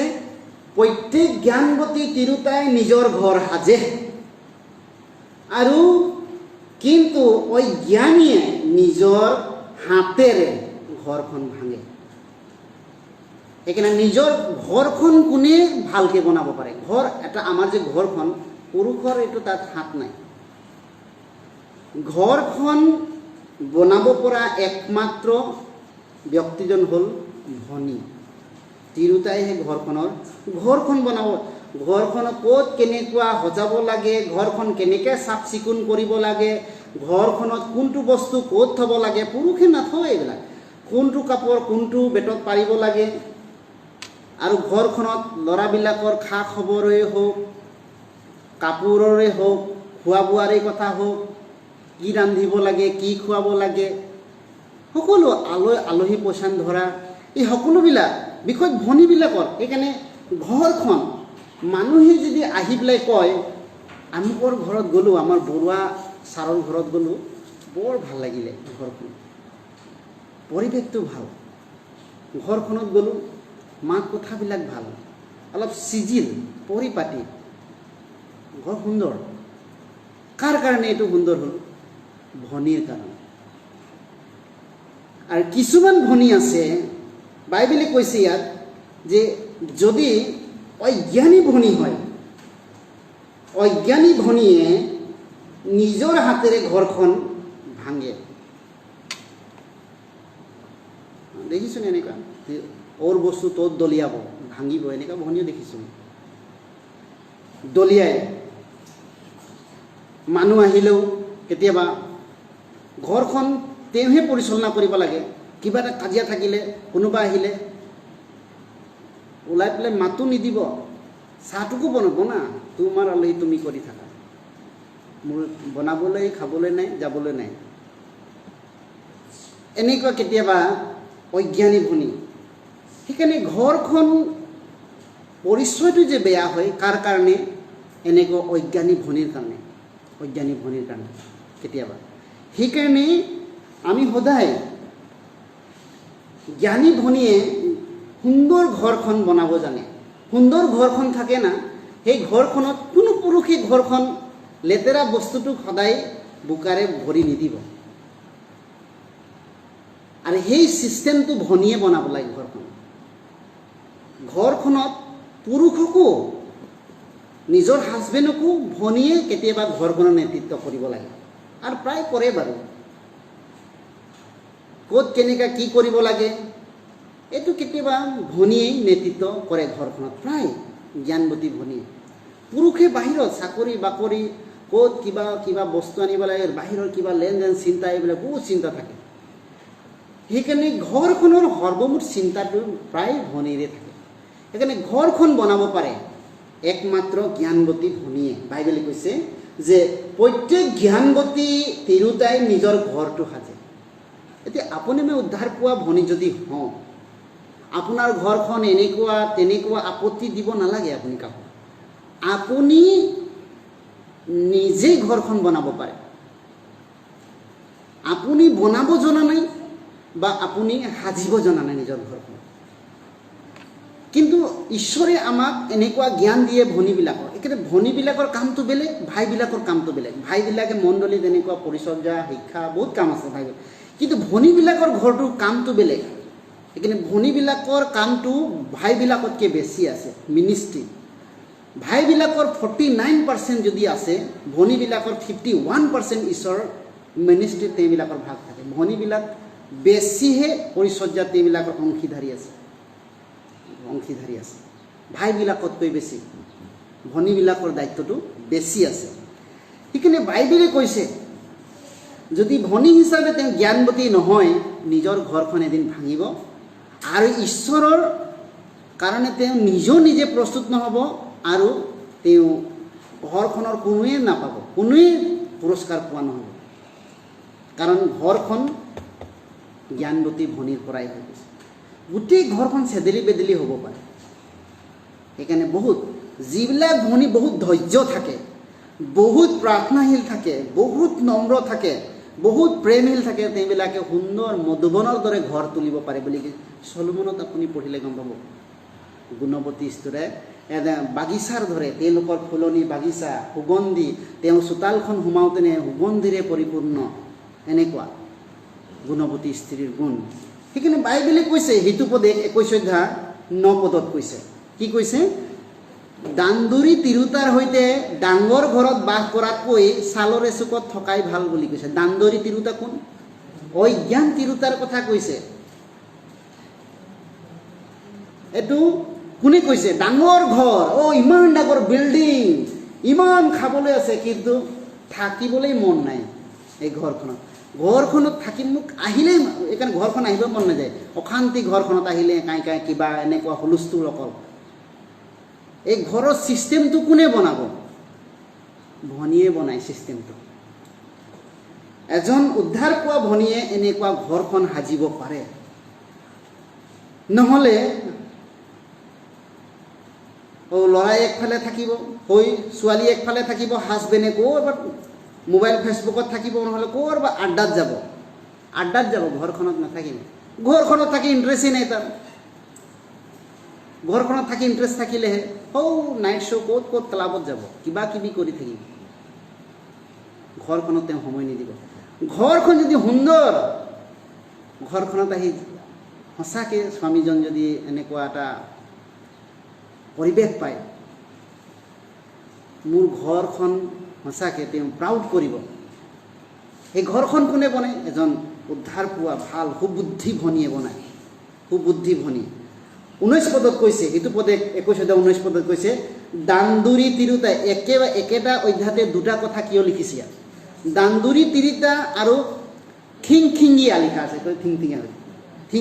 খিংখিঙীয়া তিৰোতা সৈতে বাস কৰাতকৈ অৰণ্যত থকাই ভাল কৈছে খিংখিঙীয়া তিৰোতা অকণমান কথাতে অকল বেকেৰ কৰি থাকে তেওঁ এটা হেতা মাৰে 5টা কথা ক'ব তেওঁ এটা কাপোৰ ক'ব বাল্টিং 2টা ভাঙিব এনেকুৱাও থাকে ভনী কেতিয়াবা ঠেকেচি আৰু বস্তু ত'ত দলিয়াব মোপাৰ ক'ত যাব এনেকুৱা বেছি খং উঠিলে চাবোন ফেনে কাপোৰ মেলি থৈ দিব এই বাইবেলে কৈছে দান্দুৰী তিৰোতা আৰু খিংখিঙীয়া তিৰোতাৰ সৈতে বাস কৰাতকৈ অৰণ্যত থকাই ভাল বুলি কৈছে থকাই ভাল এইটো ঘৰখনৰ পৰিৱেশটো কোনে ভাঙে বুলি কৈছে বাইবেল সঁচা কথা কয় সেইকাৰণে আমি যিমান ছিষ্টেমটো বেয়া হ'লেও ভনীবিলাকৰ ধৈৰ্য যদি নাথাকে ঘৰটো আৰু বেয়া হৈ যাব কোনেও ঈশ্বৰৰ যোগ্য নহ'ব ঘৰখনৰ পৰিৱেশটোৱে বেয়া হৈ থাকিব আৰু কোনেও সেই ঈশ্বৰৰ আগত এটা ভাল পৰিৱেশ হৈ তেওঁবিলাকৰ ঈশ্বৰৰ পৰা আশীৰ্বাদ পোৱা এটা নহ'ব সেইকাৰণে ঘৰখনৰ সকলোৰে আশীৰ্বাদৰ কাৰীটো হৈছে ভনী এটা মহান ৰোল পাঠ কৰিছে সেইকাৰণে যীশুৱে উদাহৰণ লৈছে ভনীবিলাক কি ভনী উদাহৰণ লৈছে দৰাক আদৰিব পৰা এই ঘৰখনত দৰাই এটা ঘৰত আহিছে কিন্তু সেই গুণৱতী স্ত্ৰীয়ে ঘৰখন সাজি ৰাখিছে চাকিটো জ্বলাই ৰাখিছে আপোনাৰ ঘৰখনৰ চাকিটো কোনে জ্বলাব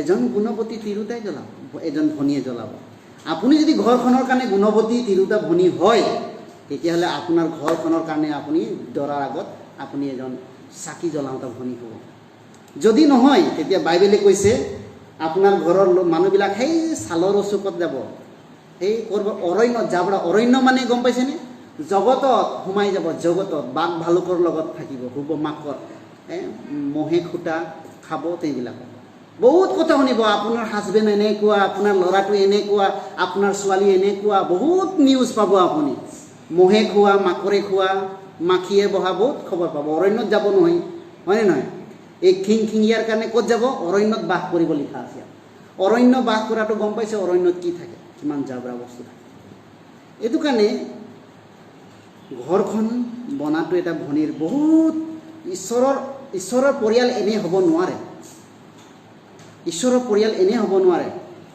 সেইকাৰণে হিতুপদেশ 21 অধ্যায় 29-30 পদত কৈছে পঢ়িম একেলগে অনেক জীয়াৰীয়ে গুণৱতী দেখুৱায় হয় কিন্তু তুমি সিহঁত সকলোতকৈ উত্তম লাৱণ্য মিছা সৌন্দৰ্যও অসাৰ কিন্তু জিহুৱাক ভয় ৰখা তিৰোতা প্ৰশংসনীয় কি কৈছে ভনীবিলাকৰ সুন্দৰটো মিছা কাম নকৰে, জগতৰ সৌন্দৰ্য মিছা, লাৱণ্য জগতৰ এক্সপাৰ্ট স্মাৰ্ট গুণটোও মিছা হ'ব পাৰে ঘৰখনত। বহুত টেকনিক মিছা কৈ পেলাই কিবা কিবি কৰি পেলাই আপুনি ফুচলাই ৰাখিব পাৰে, কিন্তু এদিন ভনীও ধৰা খাই যায়। নিজৰ হাজবেণ্ডক কেতিয়াও মিছা কথা ক'ব নালাগে, ভুলতো নক'ব, কেতিয়াও ভুলত নক'ব। আৰু এজন ভনীয়ে কেতিয়াও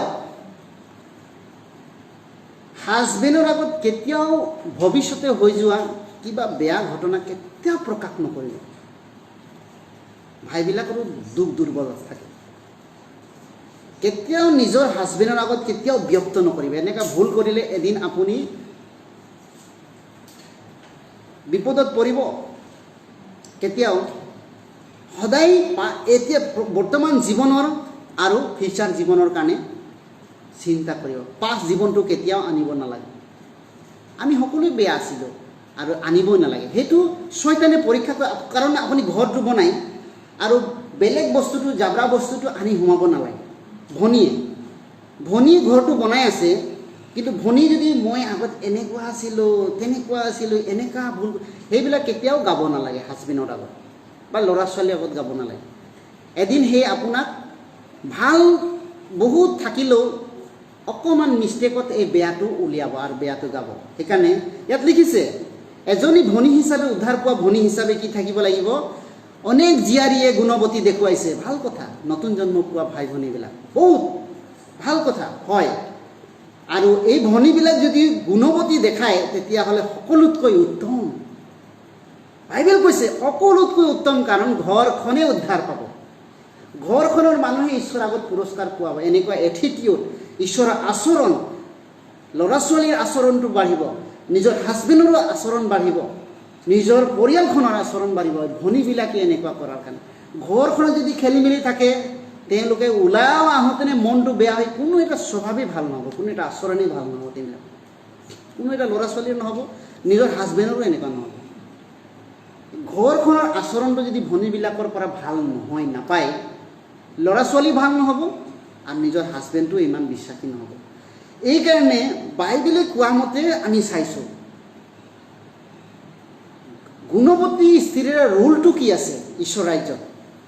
ঈশ্বৰ আগমনৰ প্ৰথম তেওঁবিলাকেই আগধাৰিতা হয়, সেইকাৰণে ভনীবিলাকক আনিছে। সেইকাৰণে ভনীৰ ৰোল বহুত আছে ঈশ্বৰৰ পৰিচৰ্যা। জিহুৱাক ভয় কৰোঁতা তিৰোতা ঈশ্বৰৰ আগত মহান প্ৰশংসনীয় গৌৰৱ পোৱা। চব আপুনি মহান গুণৱতী ভনী, আপোনাৰ কাৰণে আপোনাৰ পৰিয়ালে আৰু সকলোৱে ল'ৰা ছোৱালী উদ্ধাৰ পালে। সেইকাৰণে বাইবেলে কৈছে আমি পঢ়িম প্ৰথম তিমথী 2:9-15 আমি পঢ়িম একেলগে। সেইদৰে তিৰোতাবিলাকো হুলাচ আৰু সুবোধ সৈতে পৰিপাটি পোছাক নিজ ভুকিত কৰক, চেলা বটা মোন আৰু বহুমূল্য বস্ত্ৰৰে তেওঁ কিন্তু ঈশ্বৰৰ ভক্তিৰ স্বীকাৰ তিৰোতাবিলাকৰ সৎকৰ্মযোগ্য ভুকিত কৰক, কিয়নো মানুহে সকলো কৰা তিৰোতাবিলাকৰ যোগ্য সৎকৰ্মৰ ভুকিত কৰক। তিৰোতা মানুহে সকলোভাৱে বশীভূত হৈ শান্তভাৱে শিক্ষা দিবলৈ বা পুৰুষৰ ওপৰত শিক্ষা চলাবলৈ তিৰোতা মানুহৰ অনুমতি নিদিওঁ, কিন্তু শান্তভাৱে থাকিবলৈ দিওঁ, কিয়নো প্ৰথমে আদম পাছে হাৱা নিৰ্মাণ কৰা। আদমক ভুলোৱা নহ'ল, কিন্তু তিৰোতা ভুলোৱা হ'লত অপৰাধত পৰিল। তথাপিও তেওঁ সন্তানবিলাকক পৰিত্ৰাণ পাব, কিন্তু বলদ সৈতে বিশ্বাস প্ৰেম আৰু পবিত্ৰতা থাকিলেহে পাব। বাইবেলে কি কৈছে যে হুলাচ বস্ত্ৰ এজন বহুত ৰোল আছে ভনীবিলাকৰ। এজন উদ্ধাৰ পোৱা ভনীয়ে কেনেকৈ থাকিব লাগিব বুলি কৈছে? হুলাচ বস্ত্ৰ, হুলাচ সুবোধে পৰিপাটি পোছাক থাকিব লাগিব। মণ্ডলী জীৱনত আমি চলিবলৈ ভনী হিচাপে ঘৰখনত আমি আৰু মণ্ডলী সুলাজ বস্ত্ৰ সুবুত পৰিপাটি আমি পোছাক পিন্ধিব লাগিব। জগতত আছোঁ বুলি আমি জগতৰ নিচিনা চলিব নালাগিব। চিটিত আছোঁ বুলি চিটিৰ নিচিনাই হ'ব নালাগে। চিটিত বহুত নিচিনা পাব। চিটিত আপুনি নিজৰ ল'ৰাটো বা ছোৱালীটোৰ লগত গৈ থাকোঁতে আপুনি কেতিয়াবা লাজৰ যোগ্য আপুনি বস্ত্ৰ দেখিব পাৰে। সেইবুলি চিটিত আছে বুলি আপুনি চিটিৰ নিচিনা পৰিধানো কৰিব নালাগে। আমি সুলাজ বস্ত্ৰ নিজৰ সুন্দৰভাৱে এটা আমি পৰিপাটি এটা ভূষিত হ'ব লাগিব, যিটো এটা আদৰণীয় পোছাক। আজি গোটেই চিটিত চিনেমা শ্ব'ৰ কাপোৰ চলে, সেইবুলি আমি চিনেমা শ্ব'ৰ কাপোৰটো আমি পিন্ধিব নালাগে। কেতিয়াবা আমি এনেকুৱা হ'ব লাগিব, এটা নতুন জন্ম পোৱা ভনী হিচাপে এইটো গুণ থাকিব লাগিব। আমাৰ এটা আচৰণ চৰিত্ৰৰ গুণটো প্ৰকাশ পাবলৈ হ'লে সাজ পোছাকৰ দ্বাৰাই পায়। মানুহে কিছুমান কাপোৰ পিন্ধিলেই কৈ দিব, কিমান মানুহ মই গম পাওঁতো। কাপোৰ পিন্ধাৰ যোগেদি মানুহে তেওঁক বেয়া থিংকিং ভাবিব পাৰে, বেয়া এটিটিউড বুলি ভাবিব পাৰে। গতিকে বাইবেলে কৈছে আমি জগতে পৰিধান কৰাৰ দৰে আমি হ'ব নালাগিব। চেলা বটা চুলি বুলি কৈছে ডাইৰেক্ট। বহুত আমি কেতিয়াবা মই ভনীবিলাকক দেখিছোঁ তেনেকুৱা কৰে। ঘাটে ঘাটে চুলি কাটিব নালাগে, আগফালে অকণমান এইফালে বগা এইফালে ৰঙা এনেকুৱা কৰিব নালাগে। যিকোনো আমি কেতিয়াবা কৰিব লাগে, এনেকুৱা চুলিৰ কাৰণে কেতিয়াবা প্ৰয়োজন হয় কেতিয়াবা, কিন্তু এনেকুৱা কৰিব লাগিব যিবিলাক প্ৰয়োজন আছে এনেকুৱা কৰিব লাগিব। জগতৰ এইবিলাক আমি চিৰিয়েল শ্বুটিংবিলাক চাই কিবা কিবি আমি শ্ব'বিলাক চাই এইবিলাকৰ দৰে আমি কৰিব নালাগে। জগতৰ যিবিলাক আমি ধুনীয়া ধুনীয়া ছোৱালীবিলাক তেওঁবিলাকৰ শ্ব' তেওঁবিলাকৰ লগত মেচ খায়, আমাৰ লগত মেচ নাখায়। আমি ঈশ্বৰৰ সাজটো পিন্ধোঁ, তাৰ কাৰণে আমাৰ লগত মেচ নাখায়। গতিকে ইয়াত কৈছে সোণ মুকুতা বহুমূল্য বস্ত্ৰৰে তোমালোকে এইবিলাকৰ নহয়, কিন্তু ঈশ্বৰৰ ভক্তি স্বীকাৰ কৰি তিৰোতাবিলাকৰ যোগ্য সৎকৰ্মৰে ভূষিত হোক, সৎ আচৰণ সৎ স্বভাৱ এনেকুৱা বস্ত্ৰ পিন্ধক যিটো ভিতৰৰ গুণ থাকিব লাগিব। বাহিৰত আমি গুণ, বাহিৰতো আমি এনেকুৱা সাজ পোছাক ভাল হ'ব লাগিব, আৰু ভিতৰৰ এনেকুৱা আমি ভিতৰৰ আন্তৰিক পুৰুষক আমি এনেকুৱা বস্ত্ৰৰ কাৰণে ভিতৰতো ভাল পিন্ধাইছোঁ বাহিৰতো যদি বেয়া পিন্ধাইছোঁ বুলি ক'লে ভিতৰতো কেনেকৈ সুখী হ'ব দেখোন। আত্মিক যি আত্মিক ক্ৰিয়াত পবিত্ৰ আত্মাই আমাক ধাৰণ কৰি ৰাখিছে ভিতৰখন, আৰু বাহিৰখন যদি আমি এটা জাগতিক হিচাপে হুলাজ পিন্ধোঁ তেতিয়াহ'লে এইটো ভাল নহ'ব, বাধ্য সন্তান নহ'ব। তিৰোতা মানুহে সকলোতে বশীভূত হৈ শান্তভাৱে শিক্ষা লওক। আৰু তেওঁবিলাকে ঘৰখনত তেওঁবিলাকে প্ৰেমেৰে পুৰুষৰ ওপৰতো তেওঁবিলাকে চলক। মই তিৰোতাবিলাকক এনেকৈ শিক্ষা দিবলৈ অনুমতি নিদিওঁ, শান্তভাৱে থাকিবলৈ দিওঁ বুলি কৈছে। তেওঁবিলাকে সেইকাৰণে মিনিষ্ট্ৰিটো জানিব লাগিব। ভনীবিলাকৰ কামবিলাক কি, ভনীবিলাকে মণ্ডলী জীৱনৰ কথাটো নাজানাৰ কাৰণে তেওঁবিলাকে কি কৈছে, বিশ্বাসৰ প্ৰেমত আৰু পবিত্ৰতাত থাকিলে ভনীবিলাক বহু পুৰস্কাৰ পাব। বহুত তেওঁবিলাকে ঘৰখনৰ উদ্ধাৰকাৰী হ'ব পাৰিব, ঘৰখনৰ তেওঁবিলাকে পৰিত্ৰাণ প্ৰাপ্ত হ'ব পাৰে। প্ৰথম পিতৰ আমি একেলগে পঢ়িম, প্ৰথম পিতৰ 3:1-6। কোনোবা ভনী এজন পঢ়ি দিয়ে। সেইদৰে হে ভাৰ্যবিলাক তোমালোক নিজ নিজ স্বামীৰ বশীভূত হোৱা, বিশেষ তেওঁবিলাকৰ কোনোৱে যদিও ঈশ্বৰৰ বাক্য অমান্য কৰে তথাপি নিজ নিজ ভাৰ্যাৰ আচাৰ ব্যৱহাৰৰ দ্বাৰাই, অৰ্থাৎ তোমালোকৰ ভয়যুক্ত সূচী আচাৰ ব্যৱহাৰ দেখিলে তাৰ দ্বাৰাই বিনা বাক্যৰে যেন তেওঁবিলাকক পোৱা যায়, এইকাৰণে বশীভূত হোৱা। ক্লেশ বেগ আৰু সোণৰ অলংকাৰ পিন্ধা বা নানা কষ্ট পৰিধান এনে বাহ্যিক গুণ তোমালোকৰ নহওক, কিন্তু নম্ৰ আৰু শান্ত আত্মৰূপ অক্ষয় বস্ত্ৰ পিন্ধা, যি গুপ্ত আন্তৰিক মনুষ্য সিয়েই তোমালোকৰ ভূষণ হওক। এনে আত্মাইহে ঈশ্বৰৰ দৃষ্টিত বহুমূলীয়া। কিয়নো আগৰ কালত যি পবিত্ৰ তিৰোতাবিলাকে ঈশ্বৰত ভৰসা ৰাখিছিল, তেওঁবিলাকেও নিজ নিজ স্বামীৰ বশীভূত হৈ সেইদৰে নিজক নিপবিত্ৰ কৰিলে। সেইদৰে চাৰাই অব্ৰাহামক প্ৰভু বুলি তেওঁৰ আজ্ঞা মানিলে, তোমালোকো তেওঁৰে জীয়াৰী হ'লা। তাৰ প্ৰমাণ এই যে তোমালোক কোনো ভয়কাৰিণী নহয়, সৎকৰ্মকাৰিণী হৈছে। সৎকৰ্মকাৰিণী ভনীবিলাক কেনেকুৱা হ'ব লাগিব? কিবা এটা ভুল কৰি ভয় কৰি এনেকুৱা নহয়, সাহসেৰে আমি গুণৱতী ভনী হয়, ঈশ্বৰৰ সন্তান হয়, গতিকে সৎকৰ্মকাৰিণী। সেইকাৰণে বাইবেল কৈছে 1 পিতৰ 3:1-6 যিটো ভাজ্য, সেইদৰে সেই ভাজ্যাবিলাক তোমালোকে নিজ নিজ স্বামীৰ বশীভূত হোৱা। সেইবুলি উদ্ধাৰ পোৱা স্বামী যিটো কৰিব কৈছে এনেকুৱা কৰিব নালাগে। উদ্ধাৰ পোৱা নোপোৱাৰ মাজত অলপ পাৰ্থক্য থাকে, কিন্তু জাগতিক হিচাপে কিছুমান ক্ষেত্ৰত আমি বাধ্য হ'ব লাগিব। উদ্ধাৰ নোপোৱা যদি স্বামী থাকে, আমি তেওঁবিলাকে পূজা কৰিব কৈছে বা তেওঁবিলাকে আন কিবা সেৱা কৰিব কৈছে, তেতিয়া সেইটোত আমি বাধ্য হ'ব নালাগে। কিন্তু সাংসাৰিক স্বামী হিচাপে তেওঁক আমি সকলো যিটো আলহী পছন্দ ধৰাটো আমি কৰিব লাগিব, মৰম চেনেহটো কৰিব লাগিব, যাতে আপোনাৰ মৰম আৰু চেনেহৰ যোগেদি আপোনাৰ স্বামী উদ্ধাৰ পাব পাৰে। আৰু কৈছে তেওঁবিলাকে যিকোনোৱে কোনোৱে যদি ঈশ্বৰৰ বাক্য অমান্য কৰে, তথাপি নিজ নিজ ভাইজাৰ আচৰণ ব্যৱহাৰৰ দ্বাৰাই, কৈছে নিজ নিজ ভাইজাৰ আচৰণৰ দ্বাৰাই, অৰ্থাৎ তোমালোকৰ ভয়যুক্ত সূচী আচাৰ ব্যৱহাৰ দেখিলে তাৰ দ্বাৰাই বিনা বাক্যৰে যেন তেওঁবিলাকে পৰিত্ৰাণ পোৱা যায়। আপোনালোকৰ ভনীবিলাকৰ আচৰণ ভাল চাই, আপোনালোকৰ ভাল স্বভাৱ চাই, ভাল আপোনালোকৰ জীৱন চাই, আপোনালোকৰ স্বামী, আপোনালোকৰ ঘৰখনৰ সকলোৱে আপোনাৰ বিনা বাক্যৰে পৰিত্ৰাণ পাব বুলি কৈছে। বিনা বাক্যৰে আপোনালোকৰ সঁচাকৈ মণ্ডলীখনত গৈ, ফেলোশ্বিপত গৈ আপোনালোকে বহুত ভাল হৈছে। আপোনালোকৰ জীৱনৰ পৰা চাব, আপোনালোকৰ হাজবেণ্ডো চাব, ইমান বিশ্বাসী ভনী। আপোনালোকে যদি বা তেওঁলোকৰ আগত বিশ্বাসী বেয়া আচৰণ কৰি থাকে, বেয়া মাত কথা কয়, বেয়া বস্তু খায়, বেয়া আচৰণ কৰে, বেয়া ৰাস্তাত যায়, বেয়া সংগত যায়, কেনেকৈ পুৰুষবিলাকতো বেছি অবাধ্য হ'ব। ভনীবিলাকে বহুত অনুৰোধ কৰে কান্দি কান্দি, মোৰ হাজবেণ্ডটো ইমান মদ খায়, প্ৰাৰ্থনা কৰি দিব না, মোৰ পুৰুষজন ইমান চিগাৰেট খায়, প্ৰাৰ্থনা কৰি দিব।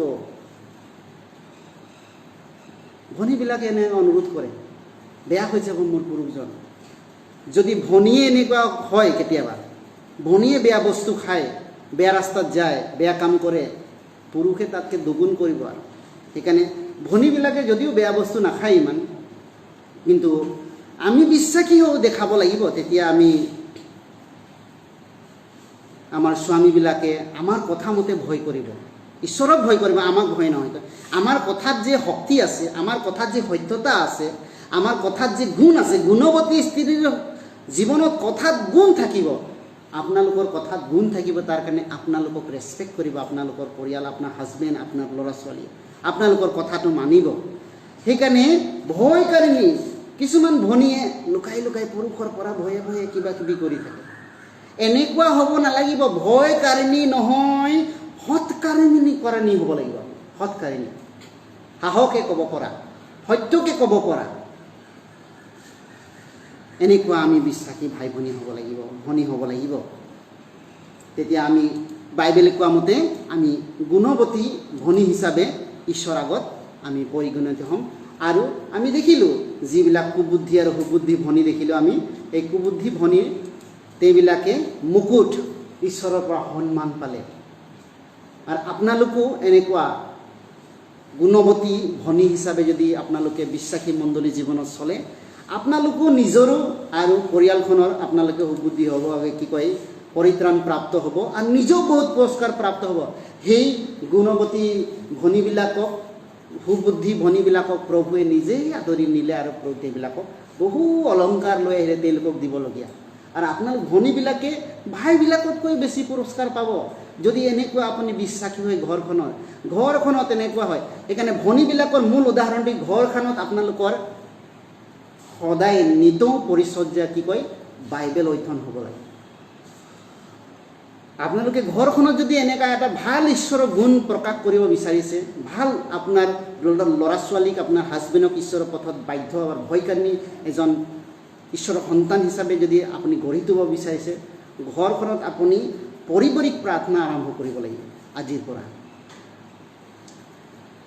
এটা সময়ত আপোনালোকে বাইবেল অধ্যয়ন কৰিব লাগিব।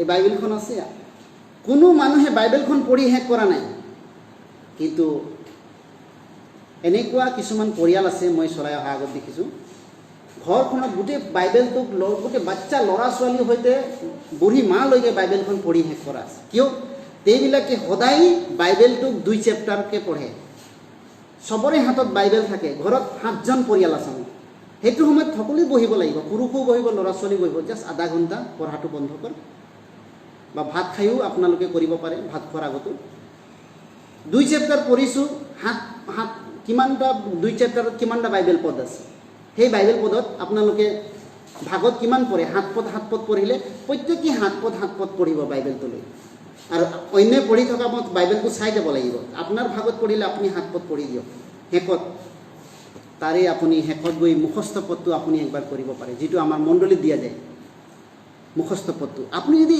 এক সপ্তাহ প্ৰত্যেকটো ফেলোশিপতে মুখস্থ পদটো কৰে আপুনি হলহলাই ক'ব পাৰিব আৰু লগতে ঘৰখনত আপুনিও বাইবেল অধ্যয়নটো হ'ব লগতে আপোনাৰ ল'ৰা ছোৱালী বাইবেল অধ্যয়ন হ'ব আৰু জীৱনত আপুনি বাইবেলটো পঢ়ি শেষ কৰিব পাৰিব গোটেই বছৰটো যদি এনেকা ফেলোশিপ ৰাখে ঘৰখনত আৰু সেই ঘৰখন আপুনি সঁচাকৈ ভনী হিচাপে গুণৱতী এটা গুণ নিজেও কৰিব পাৰিব আৰু ঘৰখনক আপুনি সুন্দৰভাৱে ভনী হিচাপে আপোনাৰ মিনিষ্ট্ৰিটো ঘৰখনত হয় আৰু সেই গুণৱতী হিচাপে ঘৰখন আপুনি এটা ভাল গুণ গঢ়ি উঠিবলৈ হ'লে আপুনি ঘৰখনত ফেলোশিপ আৰম্ভ কৰিব লাগিব প্ৰত্যেক দিনেই আৰু আপুনি নিজৰ পুৰুষক প্ৰাৰ্থনা কৰিব দিয়ক অনুৰোধ কৰক শেষত পুৰুষক প্ৰাৰ্থনা কৰিব পাৰে যদি নাই পুৰুষ তেতিয়াহ'লে মাতৃ হিচাপে আপুনি প্ৰাৰ্থনা কৰিব পাৰে